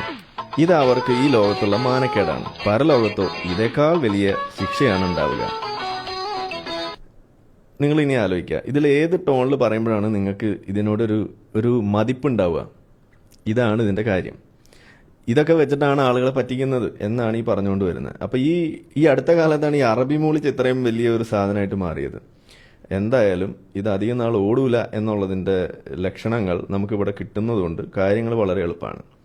അപ്പം ഇതാണ് ഇതിലൊരു കാര്യം. പിന്നെ ഒരു ഉസ്താദ് ഇവിടെ പറയുന്നുണ്ട്, ഈ സ്വർഗത്തിൽ പോയാൽ നിങ്ങൾക്ക് പെങ്ങളെ പൂശാമെന്ന് പറയുന്നുണ്ടല്ലോ, അതുകൂടെ ഒന്ന് കേട്ട് കളയാം. ഈ നിക്കാഹ് എന്നുള്ള കാര്യം ദുനിയാവിലെ മാത്രം വിധിയല്ല, സ്ഥിതിയല്ല, മറിച്ച് അത് സ്ഥിരമാകും ഹത്താ ഫിൽ ജന്ന, സ്വർഗം വരെയും. എന്നൊരു സ്വർഗത്തിലും വിവാഹമുണ്ട്. സ്വർഗത്തിൽ ആദം നബി തുടങ്ങി വിവാഹം എന്നുള്ള കാര്യം. ഇനി ഓരോരുത്തരും സ്വർഗത്തിൽ പ്രവേശിക്കുമ്പോഴും അവിടെയും വിവാഹം കഴിക്കാൻ സാധ്യമാണ്. കാരണം ഫഇന്നഹു യജൂസു ലിൽ ഇൻസാനി, അപ്പോൾ തീർച്ചയായും മനുഷ്യന് അനുവദനീയമാണ് അൻ നിക്കാഹു ഫിൽ ജന്ന, സ്വർഗത്തിൽ നിക്കാഹ് കഴിക്കാം. അവന് സ്വർഗത്തിൽ വിവാഹം ആവശ്യമുണ്ട് എങ്കിൽ വിവാഹം കഴിക്കാം. വലൂലി മഹാരിമിഹി, ദുനിയാവുമായിട്ടുള്ള വിധിയിൽ എതിരുണ്ട്. ദുനിയാവിൽ നമുക്ക് പലരെയും വിവാഹം കഴിക്കുന്നതിനെ നിഷിദ്ധമാക്കിയിട്ടുണ്ട്. നമ്മുടെ ഉമ്മ, അതുപോലെ തന്നെ നമ്മുടെ മക്കള്, നമ്മുടെ പിതാവിന്റെ സഹോദരന്മാര്, അതുപോലെ നമ്മുടെ ഉമ്മയുടെ സഹോദരിമാര്, ഇങ്ങനെ തുടങ്ങി നമ്മുടെ സഹോദരിമാര്, ഇങ്ങനെ തുടങ്ങി പലരെയും വിവാഹം കഴിക്കൽ നിഷിദ്ധമാക്കിയിട്ടുണ്ട്. എന്നാൽ സ്വർഗത്തിലെ നിയമം മറ്റൊന്നാണ്. സ്വർഗത്തില് നമുക്കിവിടെ ദുനിയാവിൽ വിവാഹബന്ധം ഹറാമായ പലരെയും നമുക്ക് സ്വർഗത്തിൽ വിവാഹം കഴിക്കാൻ പറ്റും. മാ അദൽ ഉസൂല വൽ ഫുറൂഅ, നമ്മളുടെ മാതാവിന്റെ മാതാവ്, അങ്ങനെ തുടങ്ങി ഉള്ള നമ്മുടെ അസലുകളും, അതുപോലെ തന്നെ ഫുറു, നമ്മുടെ മക്കൾ, നമ്മുടെ പെൺമക്കളുടെ മക്കൾ, അവരുടെ മക്കൾ, ഇങ്ങനെ തുടങ്ങി ആ ഫുറുവും നമ്മുടെ ശാഖയും അതുപോലെ നമ്മുടെ അസലും, ഇവ ഒഴികെയുള്ള ബാക്കിയുള്ള ബന്ധങ്ങളൊക്കെ അവിടെ അനുവദനീയമാണ്. ഉദാഹരണം, നമ്മുടെ ഇവിടുത്തെ സഹോദരിമാർ സ്വർഗത്തിൽ വിവാഹം കഴിക്കൽ അനുവദനീയമാണ്. ഇവിടുത്തെ പിതാവിന്റെ സഹോദരി ഇവിടെ നിഷിദ്ധമാണ്, അവിടെ ഓക്കെ, അവിടെ സ്വർഗത്തിൽ അനുവദനീയമാണ്. അതാണ്. എന്നിട്ട് പറച്ചില് നമ്മൾ മുഴുവൻ അമ്മവെങ്ങൾ ഭോഗന്മാരാണ്. ഇതാണ് കഥ. അപ്പോൾ ഏകദേശം ഒരു ധാരണ കിട്ടിയല്ലോ അല്ലേ എങ്ങനെയാണ് ഈ ഇസ്ലാമിക അറബി മൂളിച്ച ഈ ആളുകളെ പറ്റിക്കണമെന്നുള്ളത്. അപ്പോൾ ഇതൊക്കെയാണ് കഥ. അപ്പോൾ ഇനി നമ്മൾ കൂടുതലൊന്നും പറയുന്നില്ല. നിങ്ങൾക്ക് എന്തെങ്കിലും പറയാനുണ്ടെങ്കിൽ പറയാം, ഇല്ലാന്നുണ്ടെങ്കിൽ നമുക്കിത് ഇവിടെ അവസാനിപ്പിക്കാമെന്നാണ് വിചാരിക്കുന്നത്. സംഗതി ക്ലിയർ ആണല്ലോ അല്ലേ എല്ലാവരും? അപ്പോൾ കഴിയുന്നതും ആ വീഡിയോ യൂട്യൂബിൽ കണ്ടിട്ട് ഇതൊക്കെയാണ് അതിൽ പറയുന്നത്. നമ്മളവിടെ സംഭവ ബഹുലമായി ഇതിനകത്ത് ഇപ്പോൾ കണ്ടല്ലോ, ഈ കൈയൊക്കെ പിടിച്ച് ഇങ്ങനെയൊക്കെ ഇരുന്ന് വേണം ഇതിനകത്ത് വീഡിയോ ചെയ്യാൻ. മര്യാദയ്ക്ക് ഒരു വീഡിയോ പ്ലാറ്റ്ഫോമായിട്ട് ഇൻസ്റ്റാഗ്രാം വർക്ക് ചെയ്യുന്നില്ല, അതിൻ്റെ ബുദ്ധിമുട്ടാണ്. അപ്പോൾ അതുകൊണ്ട് നമ്മൾ ഇതിനകത്ത് ഈ വിഷ്വൽസ് ഒക്കെ കാണിച്ചിട്ട് ചെയ്യാനൊക്കെ വലിയ പാടാണ്. പിന്നെ ഇതിൻ്റെ ലേ ഔട്ട് ഇങ്ങനെ വരുള്ളൂ. അപ്പോൾ അതുകൊണ്ടാണ് നമ്മൾ യൂട്യൂബിനെ അതിൻ്റെ ഒരു പ്രൈമറി വീഡിയോ മേക്കിംഗ് പ്ലാറ്റ്ഫോമായിട്ട് മാറ്റുന്നത്. കാക്കാമാരത് പൂട്ടിക്കാൻ വേണ്ടി എല്ലാ പണിയെടുക്കുന്നുണ്ട്, അത് വേറെ വിഷയം. പക്ഷേ നമ്മളുടെ ഇൻ്റർനാഷണൽ ലിങ്കുകൾ ഉപയോഗിച്ചുകൊണ്ട് അതിനുള്ള വഴികളൊക്കെ മറികടന്നിട്ടുണ്ട്. അതൊക്കെ വേറെ വഴിക്കുണ്ട്. എന്നാൽ പോലും ഇവിടെ നമ്മൾ മുന്നോട്ട് തന്നെയാണ്. ഞാൻ പറയാറുള്ള പോലെ ഒരു നെക്സ്റ്റ് ഒരു 5 years അതാണ് നമ്മൾ ഗോൾ. ഇതിപ്പോൾ 2024 കഴിഞ്ഞു, അപ്പോൾ 25 ആകുന്നു. അപ്പോൾ ഒരു 5 വർഷം കൂടി ഇത് ആഞ്ഞു പിടിച്ചു കഴിഞ്ഞാൽ ഇത് താഴെ ഇരിക്കും. അതായത് എക്സ് മുസ്ലിങ്ങളാവുക, ഇസ്ലാമിനെ വിമർശിക്കുക എന്നൊക്കെ പറയുന്നത് നോർമൽ ആവുന്ന ഒരു അവസ്ഥയാണ് ഇവിടെ ഉണ്ടാവാൻ പോകുന്നത്. അതിനുശേഷം പിന്നെ ബാക്കിയൊക്കെ പിന്നെ വളരെ സിമ്പിളായിരിക്കും. അപ്പോൾ ഇതിൽ പ്രത്യേകിച്ച് ഇതിൽ ഏറ്റവും കൂടുതൽ ഇതിൻ്റെ ആ ഒരു കാര്യങ്ങൾ ഏറ്റവും എളുപ്പമായി തീരുന്ന ആർക്കാണെന്ന് ചോദിച്ചു കഴിഞ്ഞാൽ സ്ത്രീകൾക്കായിരിക്കും എന്നുള്ളതാണ് ഇവിടെ പറയാൻ പോകുന്നത്. അവരനുഭവിക്കുന്ന ഇതിനകത്തുള്ള കുറേ പ്രശ്നങ്ങളുണ്ട്. അത് ശരിക്കും പറഞ്ഞു കഴിഞ്ഞാൽ അവർക്കാണ് ഇതിനകത്ത് ആ ഫ്രീഡം എന്താണെന്ന് അവർ അറിയാൻ പോകുന്നത്. അത് ഒരു കുറച്ച് പേര് അറിഞ്ഞാൽ മതി, ബാക്കി പിന്നെ തനിയെ അങ്ങ് പടർന്നോളും എന്നുള്ളതാണ് ഇതിനകത്ത് പറയുന്നത്. കൂടുതൽ സ്ത്രീകളൊക്കെ ഇതിൻ്റെ പ്രശ്നങ്ങൾ പറയുന്ന രീതിയിലേക്കൊക്കെ മുന്നോട്ട് വന്നാൽ കാര്യങ്ങൾ വളരെ എളുപ്പമായിരിക്കും. അതാണ് ഇവിടെ സംഭവിക്കാൻ പോകുന്നത്. അപ്പോൾ നെക്സ്റ്റ് 5 years അതാണ് നമ്മുടെ ലക്ഷ്യം. അപ്പോൾ അതുകൊണ്ട് പതിയെ നമ്മൾ ഇൻസ്റ്റാഗ്രാമിലും ഇടയ്ക്കൊക്കെ ഓരോ ലൈവ് വരും എന്നൊക്കെയാണ് പ്രതീക്ഷിക്കുന്നത്. അതിൻ്റെ ഭാഗമാണ് ഇത്തരത്തിലുള്ള ചില കുൽസിതങ്ങൾ. അപ്പോൾ അതാണ് നമ്മളിവിടെ ചെയ്തത്. അപ്പോൾ എന്തായാലും ഇന്ന് ജോയിൻ ചെയ്ത ആളുകൾക്കൊക്കെ നന്ദി. കുറേ ആളുകൾ ഹൃദയങ്ങൾ ഇങ്ങനെ വാരി വെതറുകയാണ് ചെയ്യുന്നത്, വേറെ കമൻ്റായിട്ടൊന്നുമില്ല. എന്തായാലും ഹൃദയം വാരി എറിയുന്നവർക്ക് എൻ്റെ വക കുറേ ഹൃദയങ്ങൾ അങ്ങോട്ടും ഞാൻ വാരി എറിഞ്ഞിരിക്കുന്നു. ഓക്കെ, ഇതിനകത്ത് വല്ല സിംറ്റം വല്ലതും ഉണ്ടോ? അതാണ്. ഓക്കെ, അപ്പോൾ അതാണ് കാര്യം. സോറി, എവിടെ നാണക്കേടാക്കല്ലേ, കളഞ്ഞു. അതാണ് ഒരാഘോഷമായിക്കളട്ടെ. അപ്പോൾ കാര്യങ്ങൾ അങ്ങനെയൊക്കെയാണ് പോണത്. അപ്പോൾ വേറെ കൂടുതലൊന്നുമില്ലല്ലോ. സ്വർഗത്തിൽ മരിക്കുന്ന അതേ പ്രായത്തിൽ ചെല്ലോ, അതോ ശിശുവായിട്ട് ആദ്യം മുതൽ തുടങ്ങുമോ? അല്ല, 33 വയസ്സ്, എല്ലാം 33ന്റെ കണക്കാണ്. ഇറ്റ് വോണ്ട് ടേക്ക് 5 years എന്നാണ് പറയുന്നത്. യെസ്, 5 വർഷം നമ്മൾ അതിൻ്റെ ഒരു എസ്റ്റിമേറ്റ് ആണ്. ഇപ്പം തന്നെ നമ്മൾ വിചാരിച്ചതിൻ്റെയൊക്കെ വളരെ സ്പീഡിലാണ് കാര്യങ്ങൾ പോയിക്കൊണ്ടിരിക്കുന്നത്. ഈ ഒരു മൊമെൻ്റം പിടിക്കണമെന്നുണ്ടെങ്കിൽ നമുക്കൊരു ബേൺ ഔട്ട് ഉണ്ടാവുമല്ലോ ഇതിനകത്ത്. ഒരേ കാര്യം ഇപ്പോൾ ഞാൻ ആലോചിക്കാറുണ്ട്. ഇപ്പോൾ സമാധാനമത വാർത്തകൾ എന്ന് പറഞ്ഞിട്ടൊരു പരിപാടി തുടങ്ങി. അത് അധികം മുന്നോട്ട് കൊണ്ടുപോകാൻ പറ്റാത്തതിൻ്റെ ഒരു അവസ്ഥ എന്താണെന്ന് പറഞ്ഞു കഴിഞ്ഞാൽ, സമാധാനമത വാർത്ത എന്ന് പറയുമ്പോൾ എന്താണ്, കുറേ വെടിയും പുകയും ഒച്ചയും. ഇത് തന്നെ പൊട്ടണത് ഒരേ തരം ബോംബുകൾ, ഒരേ തരം ആളുകൾ പൊട്ടിക്കുന്നു. ഇത് സ്ഥലം മാത്രം മാറുന്നു. ഈ സമാധാനമത വാർത്ത എന്ന് പറഞ്ഞ് പറയാനുള്ളത് മുഴുവൻ ഈ ബോംബ് കഥ മാത്രമാണ്. ഇത് ചെയ്യാൻ വേണ്ടിയിട്ട് ചിത്രം എടുക്കുമ്പോൾ പോലും നമുക്ക് ബുദ്ധിമുട്ട്. ഇപ്പോൾ പള്ളിയിൽ സ്ഫോടനം, 16 പേർക്ക് പരിക്ക് എന്ന് പറഞ്ഞിട്ട് നമ്മളൊരു വാർത്ത കാണുന്നു. ഷിയ പള്ളിയിൽ സുന്നി വന്ന് പൊട്ടിക്കുന്നു. ഇതാണ് സംഗതി. അപ്പോൾ നമ്മൾ വാർത്ത ചെയ്യാൻ വേണ്ടിയിട്ട് അവിടെ വരികയാണ്. എന്നിട്ട് നമ്മൾ ഗൂഗിൾ അടിക്കുകയാണ്, ഷിയ മോസ്ക് അറ്റാക്ക്, ബോംബ് ബ്ലാസ്റ്റ് എന്നൊക്കെ പറഞ്ഞടിക്കുമ്പോൾ ചിത്രം വരാൻ വേണ്ടി നോക്കുകയാണ്. നോക്കുമ്പോൾ നമ്മളെ മദ്രസ അധ്യാപകൻ എന്ന് സെർച്ച് ചെയ്ത ആ അവസ്ഥയാണ് അവിടെ ഉള്ളത്. ആകെ മൊത്തം പള്ളി, ആകെ മൊത്തം ബോംബ്, അതിൻ്റെ കഥ, അതിൻ്റെ ചിത്രങ്ങൾ. പിന്നെ നമ്മൾ കുത്തിയിരുന്നിട്ട് ഓരോ ചിത്രം എടുത്ത് നോക്കണം ഇത് എന്നത്തെ വാർത്തയാണെന്ന്. ഇതാണ് നമ്മുടെ അവസ്ഥ. ഇതിപ്പോൾ വേറെ വല്ല സാധനം വല്ല അമ്പലത്തിൽ വല്ല പറ്റിയതോ അല്ലെങ്കിൽ അങ്ങനെ വല്ലതാണെന്നുണ്ടെങ്കിൽ ഓക്കെ, അതിൻ്റെ എണ്ണം കുറവായിരിക്കും, അല്ലെങ്കിൽ നമുക്ക് കണ്ടുപിടിക്കാൻ എളുപ്പമാണ്. ഇത് ഭയങ്കര ബുദ്ധിമുട്ടാണ്. ഇത് വേർതിരിച്ചെടുക്കാൻ പറ്റില്ല. ഒരു വാർത്ത കണ്ട് അതിനകത്ത് ചിത്രം ഉൾപ്പെടുത്തുമ്പോൾ, അല്ലെങ്കിൽ ഇവർ പറയും ഇനി അതും ഞാൻ നുണ പറഞ്ഞു എന്നാണ് പറയാം. അല്ലെങ്കിൽ നുണ പറയൽ എൻ്റെ ഒരു വീക്ക്നെസ്സാണ്. അതിൻ്റെ ഭാഗമായിട്ട് ഇനിയിപ്പോൾ ഇത് നമ്മൾ ചെയ്ത് കഴിയുമ്പോൾ അവർ പറയും, ആരിഫ് ഹുസൈൻ ഇന്നലെ ഉണ്ടായ ബോംബ് സ്ഫോടനത്തിന് പകരമായിട്ട് അതിൻ്റെ ചിത്രം എന്ന വ്യാജേന 2 ദിവസം മുന്നേ പൊട്ടിയ പള്ളിയിലെ ബോംബ് കഥയുടെ ചിത്രം വെച്ചു, ഇസ്ലാമിനെ മനഃപൂർവ്വം കരിവാരി തേച്ചു എന്നൊക്കെ പറഞ്ഞിട്ടായിരിക്കും വരിക. 2 ദിവസം വൈകുക എന്ന് പറയുമ്പോൾ ചില്ലറ കാര്യമൊന്നുമല്ല. ഇതാണ് അതിൻ്റെ പ്രശ്നം. അപ്പോൾ നമ്മൾ എത്രമാത്രം സൂക്ഷ്മത പാലിക്കണം എന്നുള്ളത് നിങ്ങളൊന്ന് ആലോചിക്കുക. ഇതൊക്കെയാണ് അതിൻ്റെ ബുദ്ധിമുട്ട്. അപ്പോൾ അങ്ങനെ ഈ പരിപാടി നമ്മൾ പിന്നെ ഇപ്പം മാസത്തിൽ ഒരിക്കലൊക്കെയാണ് ചെയ്യുന്നത്. സമാധാനപര വാർത്തകൾ ചെയ്യുമ്പോൾ പിന്നെ പണി എളുപ്പമാണ്. ഒരേ ഡയലോഗുകൾ പോലും ഒരേ സാധനമാണ്. ഇപ്പോൾ ചില ആളുകൾ ചോദിക്കുന്നത് ഇതൊക്കെ കാണാപ്പാടായി. കാരണം ഇത് കഴിഞ്ഞ 3-4 വർഷമായിട്ട് തന്നെയാണല്ലോ ഇപ്പോൾ ചെയ്തുകൊണ്ടിരിക്കുന്നത്. ഇതാണ് അവസ്ഥ. പൂച്ച എവിടെയെന്ന് ചോദിക്കുന്നത്, മമ്മദ് ഇപ്പോൾ ഇവിടെ ഇല്ല. മമ്മദ് ഇപ്പോൾ വേറൊരാളുടെ കൂടെ, അവൻ ഇപ്പോൾ ഏതോ ഒരു വീട്ടിൽ അവിടെ ഷെയ്ഖിൻ്റെ വീട്ടിൽ അവിടെ ജീവിച്ചുകൊണ്ടിരിക്കുകയാണ്. നമ്മൾ സ്ഥിരം യാത്രയും കാര്യങ്ങളൊക്കെ വരുമ്പോൾ ആളെ നോക്കാനൊക്കെ ബുദ്ധിമുട്ടായി. അപ്പോൾ അത് കാരണം നമ്മൾ കൈമാറി. ഇപ്പോൾ ഇവിടെ ഇല്ല ആള്. ഓക്കെ, അതാണ് അവസ്ഥ. ഓക്കെ, അപ്പോൾ അങ്ങനെയാണ് കാര്യങ്ങളെന്ന് പറയാണ്. അപ്പോൾ അതിൻ്റെ ഓരോ വിശേഷങ്ങളൊക്കെ ആയിട്ട് ഇവിടെ തന്നെ കാണും. കൂടുതൽ ഗൗരവത്തോടു കൂടി ഈ വിഷയം നമ്മൾ കാണണം. സംഗതി നമ്മൾ തമാശയായിട്ടൊക്കെ പറയുന്നുണ്ടെങ്കിലും എന്തിനാണിതെന്ന് ചോദിച്ചു കഴിഞ്ഞാൽ, നമ്മളൊരു പാർക്കിലോ ഒരു ബസ്സിലോ ട്രെയിനിലോ ഒക്കെ യാത്ര ചെയ്യുമ്പോൾ അവിടെ ഒരു ബോംബ് പൊട്ടാനുള്ള സാധ്യത ഉണ്ട് ഇന്ന് നിലവിൽ. അത് പൊട്ടാതിരിക്കണം എന്നുണ്ടെങ്കിൽ ഈ ഇസ്ലാമിക് ടെററിസം എന്ന് പറയുന്ന വിഷയത്തെ നമ്മൾ കാര്യമായിട്ട് തന്നെ ഒന്ന് അഡ്രസ്സ് ചെയ്തില്ല എന്നുണ്ടെങ്കിൽ വലിയ ബുദ്ധിമുട്ടാണ്.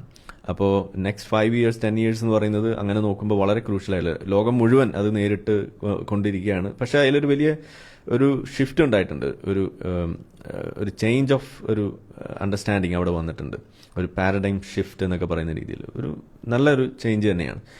ഇത് കുറച്ചും കൂടി ആളുകൾ സീരിയസ് ആയിട്ട് എടുക്കാൻ തുടങ്ങി. ഇത് ഇസ്ലാമോഫോബിയ പേടിച്ച് നമ്മൾ മിണ്ടാണ്ടിരുന്നാൽ ശരിയാവില്ല എന്നൊരു രീതിയിലേക്ക് വന്നിട്ടുണ്ട്. അപ്പോൾ കുറേയും കൂടി ഇനി വിവിധ രാജ്യങ്ങൾ അങ്ങനെയുള്ള നിയമങ്ങളൊക്കെ ആയിട്ട് വന്നു കഴിയുമ്പോൾ നമ്മുടെ രാജ്യത്തും അത്തരം നിയമങ്ങൾ മുഖം നോക്കാതെ നടപ്പിലാക്കാൻ പറ്റുന്നൊരു കാലം വരും എന്നുള്ളത് തന്നെയാണ്. അതിലേക്കാണ് ലോകം നീങ്ങിക്കൊണ്ടിരിക്കുന്നത്. ഇസ്ലാമിൻ്റെ അവസ്ഥ വളരെ പെരുങ്ങലാവുകയാണ്.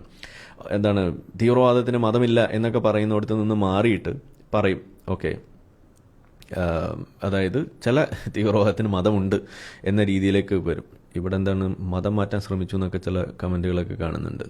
When I was in girls hostel Muslim girls came to convert me, they do this to everybody. അതിപ്പോൾ അത്ഭുതമൊന്നുമില്ല, ഞാനും കുറേ ശ്രമിച്ചിട്ടുള്ളതല്ലേ മതം മാറ്റാൻ വേണ്ടിയിട്ട്. അത് നമ്മളുടെ കുലത്തൊഴിൽ, അത് ഓരോ മുസ്ലിമിൻ്റെ ബാധ്യതയാണ്. ഇവിടെ ഒരു ഉസ്താദ് പ്രസംഗിക്കണം നിങ്ങൾ കേട്ടിട്ടുണ്ടോ? നിങ്ങൾ ഗൾഫിലൊക്കെ താമസിക്കുന്നു, റൂംമേറ്റ്സ് ആയിട്ട് ആ മുസ്ലിങ്ങൾ ഉണ്ടായിട്ട് 10-14 വർഷവും നിങ്ങൾ ജീവിച്ചിട്ട് അവിടെ നിന്നും പിരിഞ്ഞു പോകുമ്പോൾ അതിൽ ഒരാളെ പോലും നിങ്ങൾക്ക് ഇസ്ലാമിലേക്ക് കൊണ്ടുവരാൻ സാധിച്ചില്ല എന്ന് പറയുമ്പോൾ നിങ്ങളൊരു തോൽവിയാണ് എന്ന് പറഞ്ഞിട്ട് ആ ആളുകളെ പരിഹസിക്കുന്ന രീതിയിൽ, അല്ലെങ്കിൽ അവരെ ഗിൽറ്റ് ട്രിപ്പിംഗ് നടത്തുന്ന ഒരു പരിപാടി, ഗ്യാസ് ലൈറ്റ് ചെയ്യാണ് ഇതുപോലുള്ള കാര്യങ്ങൾ പറഞ്ഞിട്ട്.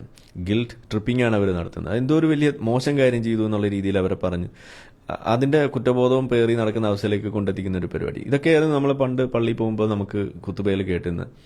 അങ്ങനെ ആണ് ഇസ്ലാം പഠിപ്പിക്കുന്നത്. ഇത് ഇപ്പോൾ സുന്നികൾ എന്ന് പറയുന്ന നമ്മുടെ നാട്ടിലെ സുന്നികൾക്ക് ഇതൊന്നും വലിയ പരിചയം ഉണ്ടാവില്ല. പക്ഷെ സലഫി ആ സർക്കിളിലേക്ക് കയറുമ്പോഴാണ് ഇതിൻ്റെ ഒരു കഥ മാറുന്നത്. അവിടെയാണ് ഈ തരത്തിലുള്ള സാധനങ്ങളൊക്കെ വരുന്നത്. അപ്പോൾ അങ്ങനെയുള്ള കാര്യങ്ങളൊക്കെയാണ് നിങ്ങൾ എക്സ്പീരിയൻസ് ചെയ്യുക. പിന്നെ ഞാൻ പറയാം, ഇതിലൊക്കെ ഉള്ള ആളുകൾക്ക് ഇപ്പോൾ പല ആളുകളും നമ്മൾ എന്തിനാണ് ഇതൊക്കെ ചെയ്യുന്നതെന്നൊക്കെ ചിന്തിക്കുന്ന ആളുകളുണ്ട്. അതായത് എന്തുകൊണ്ട് ഇസ്ലാമിനെ മാത്രം വിമർശിക്കുന്നു എന്ന് ചോദിക്കുന്ന, ഇസ്ലാമുമായിട്ട് ഇതുവരെ ബന്ധമൊന്നും ഇല്ലാതെയുള്ള മുസ്ലിങ്ങളായിട്ട് ജീവിച്ചിട്ടുള്ള ആളുകളുണ്ട്. അവരോട് എനിക്കുള്ള റിക്വസ്റ്റ് എന്ന് പറയുന്നത്, നിങ്ങൾ ഇസ്ലാമിലേക്ക് കൺവേർട്ട് ചെയ്യുക, അറ്റം ചെത്തേണ്ട ആളുകൾ, എന്നിട്ട് പോയിട്ട് നിങ്ങൾ ഇസ്ലാമികമായ രീതികൾ നിങ്ങൾ എക്സ്പീരിയൻസ് ചെയ്യുക. അതാണ് ഞാൻ പറയുന്നത്. അറ്റം വിട്ട് തുടങ്ങി എല്ലാം എക്സ്പീരിയൻസ് ചെയ്യണം കേട്ടോ. എന്നിട്ട് നിങ്ങൾ അതിനകത്തുള്ള കാര്യങ്ങൾ സ്വയം കണ്ട് മനസ്സിലാക്കുക. പള്ളികളിൽ നിങ്ങൾ സ്ഥിരമായിട്ട് പോവുക, അതിൽ പറയുന്ന ഖുത്ബകൾ നിങ്ങൾ കേൾക്കുക, അതെല്ലാം നിങ്ങൾ ചെയ്യുക. ഒരു 2-3 വർഷം സമയം എടുത്തിട്ടാണെന്നുണ്ടെങ്കിലും നിങ്ങളത് എക്സ്പീരിയൻസ് ചെയ്യുക. അപ്പോഴേ നിങ്ങൾക്ക് മനസ്സിലാവുള്ളൂ. നിങ്ങളിപ്പോൾ നാളെ മതം മാറി അങ്ങ് കയറി കഴിഞ്ഞാൽ മറ്റന്നാൾ തന്നെ എല്ലാ രഹസ്യമൊന്നും നിങ്ങൾക്ക് പിടികിട്ടില്ല. കുറച്ച് വിശ്വാസമൊക്കെ ആർജിച്ചെടുക്കണം. നിങ്ങൾ സ്ഥിരമായിട്ടൊരു പള്ളിയിൽ പോവുക, അവിടെ സ്ഥിരം ചെല്ലുക, ഉസ്താദുമാരായിട്ട് ബന്ധങ്ങൾ സ്ഥാപിക്കുക. നിങ്ങളൊരു സീരിയസ് ആയിട്ടുള്ളൊരു മുസ്ലിം ആണെന്നുള്ളൊരു ഒരു രൂപം അവിടെ വന്നു കഴിയുമ്പോൾ പിന്നെ നിങ്ങൾ കേൾക്കുന്ന സാധനങ്ങളൊക്കെ ഡിഫറെൻ്റ് ആണ്. ആ ഒരു രീതിയിൽ നിങ്ങൾ മതത്തിലേക്ക് കൺവേർട്ട് ചെയ്തിട്ട് നിങ്ങൾ എക്സ്പീരിയൻസ് ചെയ്യുക. എന്താണ് ഇതിനകത്ത് നടക്കണേന്നുള്ളത് നിങ്ങൾ അന്വേഷിക്കാൻ നിങ്ങൾക്ക് പറ്റുന്ന പണി അതാണ് നിങ്ങൾ ചെയ്യേണ്ടത്. അതേപോലെ എന്തുകൊണ്ട് ഇസ്ലാമിനെ വിമർശിക്കുന്നു എന്ന് ചോദിക്കുന്ന മുസ്ലിങ്ങളുണ്ട്. ആ മുസ്ലിങ്ങളോട് എനിക്ക് പറയാനുള്ളത്, നിങ്ങൾ മതം വിടുക.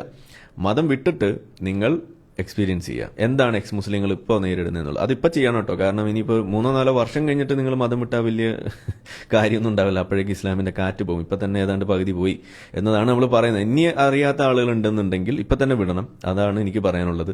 ഇസ്ലാമിലേക്ക് ചേരാനുള്ളവരോടും എനിക്ക് പറയാനുള്ളത് അത് തന്നെയാണ്. അധികം മുന്നോട്ട് പോയാൽ നിങ്ങൾ ചേർന്നാൽ വലിയ കാര്യമായിട്ടൊന്നും ഉണ്ടാവില്ല. കാരണം ഇപ്പം തന്നെ കുറേ ഖുറാനിസ്റ്റുകൾ അവരൊക്കെ ചെന്ന് വേറെ രീതിയിലേക്കൊക്കെ ആക്കിക്കൊണ്ടിരിക്കുകയാണ്. പിന്നെ പല സാധനങ്ങൾ കുഴിച്ചു മൂടിക്കൊണ്ടിരിക്കുകയാണ്. അപ്പോൾ അതുകൊണ്ട് ഇപ്പം തന്നെ നിങ്ങൾ ചേരുക 1-2 വർഷത്തിനുള്ളിൽ. അല്ലാന്നുണ്ടെങ്കിൽ നിങ്ങൾക്ക് യഥാർത്ഥ ഇസ്ലാം തിരിച്ചറിയാൻ കഴിയില്ല എന്നുള്ളതാണ്. അപ്പോൾ അങ്ങനെ നിങ്ങൾ അങ്ങോട്ടും ഇങ്ങോട്ടും ഒന്ന് ചെയ്ത് കഴിയുമ്പോൾ നിങ്ങൾക്ക് കാര്യം മനസ്സിലാവും. അപ്പോൾ നിങ്ങൾ അമുസ്ലിങ്ങളായിട്ടുള്ള ആളുകൾക്ക് 2 പണിയും ചെയ്യാം. നിങ്ങൾ ആദ്യം ഇപ്പോൾ അമുസ്ലിങ്ങളായിരിക്കെ നിങ്ങൾ ഇസ്ലാമിലേക്ക് ചെല്ലുന്നു, അറ്റം വെട്ടുന്നു, എന്നിട്ട് കാര്യങ്ങളൊക്കെ എക്സ്പീരിയൻസ് ചെയ്യുന്നു, എന്നിട്ട് 2 വർഷം കഴിയുമ്പോൾ നിങ്ങൾ മുർത്തദാകുന്നു, തിരിച്ചു വരുന്നു. അപ്പോൾ നിങ്ങൾക്ക് അതും പിടികിട്ടും. അപ്പോൾ നമ്മളൊക്കെ പറയുന്ന കാര്യങ്ങൾ എന്താണെന്നുള്ളത് നിങ്ങൾക്ക് അപ്പം മനസ്സിലാവും. അതാണ് നിങ്ങൾ ചെയ്യേണ്ടത്. അപ്പോൾ അതിനൊക്കെ തയ്യാറാണെങ്കിൽ നിങ്ങൾ ചെയ്യാം. അല്ലാന്നുണ്ടെങ്കിൽ ഇത് എക്സ്പീരിയൻസ് ചെയ്യുന്ന ആളുകൾ എന്നുള്ള രീതിയിൽ നമ്മൾ പറയുന്നത് നിങ്ങൾ മുഖവിലക്കെടുത്ത് നിങ്ങൾ മുന്നോട്ട് പോവുക. Dingahu Akbar, Dingahu Akbar, Dingahu Akbar, Dingahu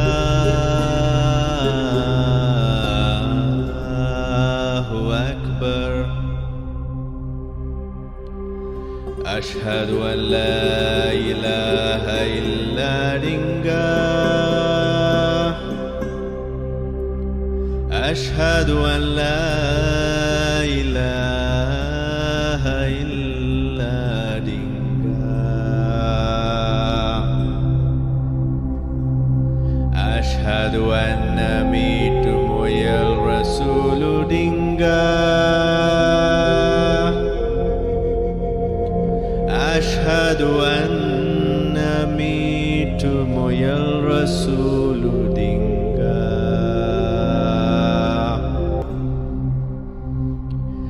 Hayya ala free thinking.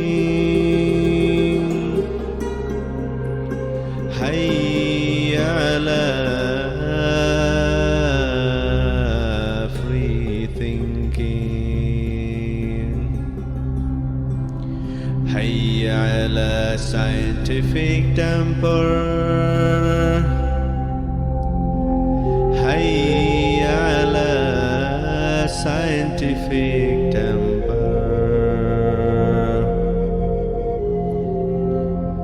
Dingahu Akbar, Dingahu Akbar. La ilaha illa Dingah. La ilaha illa Dingah.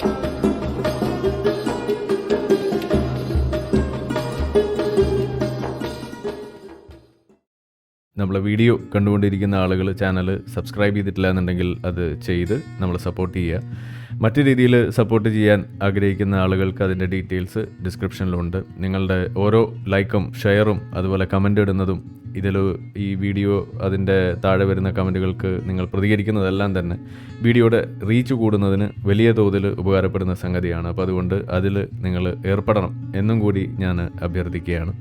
മറ്റുള്ള രീതിയിലുള്ള സപ്പോർട്ട് തുടർന്നും നിങ്ങളുടെ ഭാഗത്തുനിന്നുണ്ടാവും എന്ന് പ്രതീക്ഷിക്കുന്നു.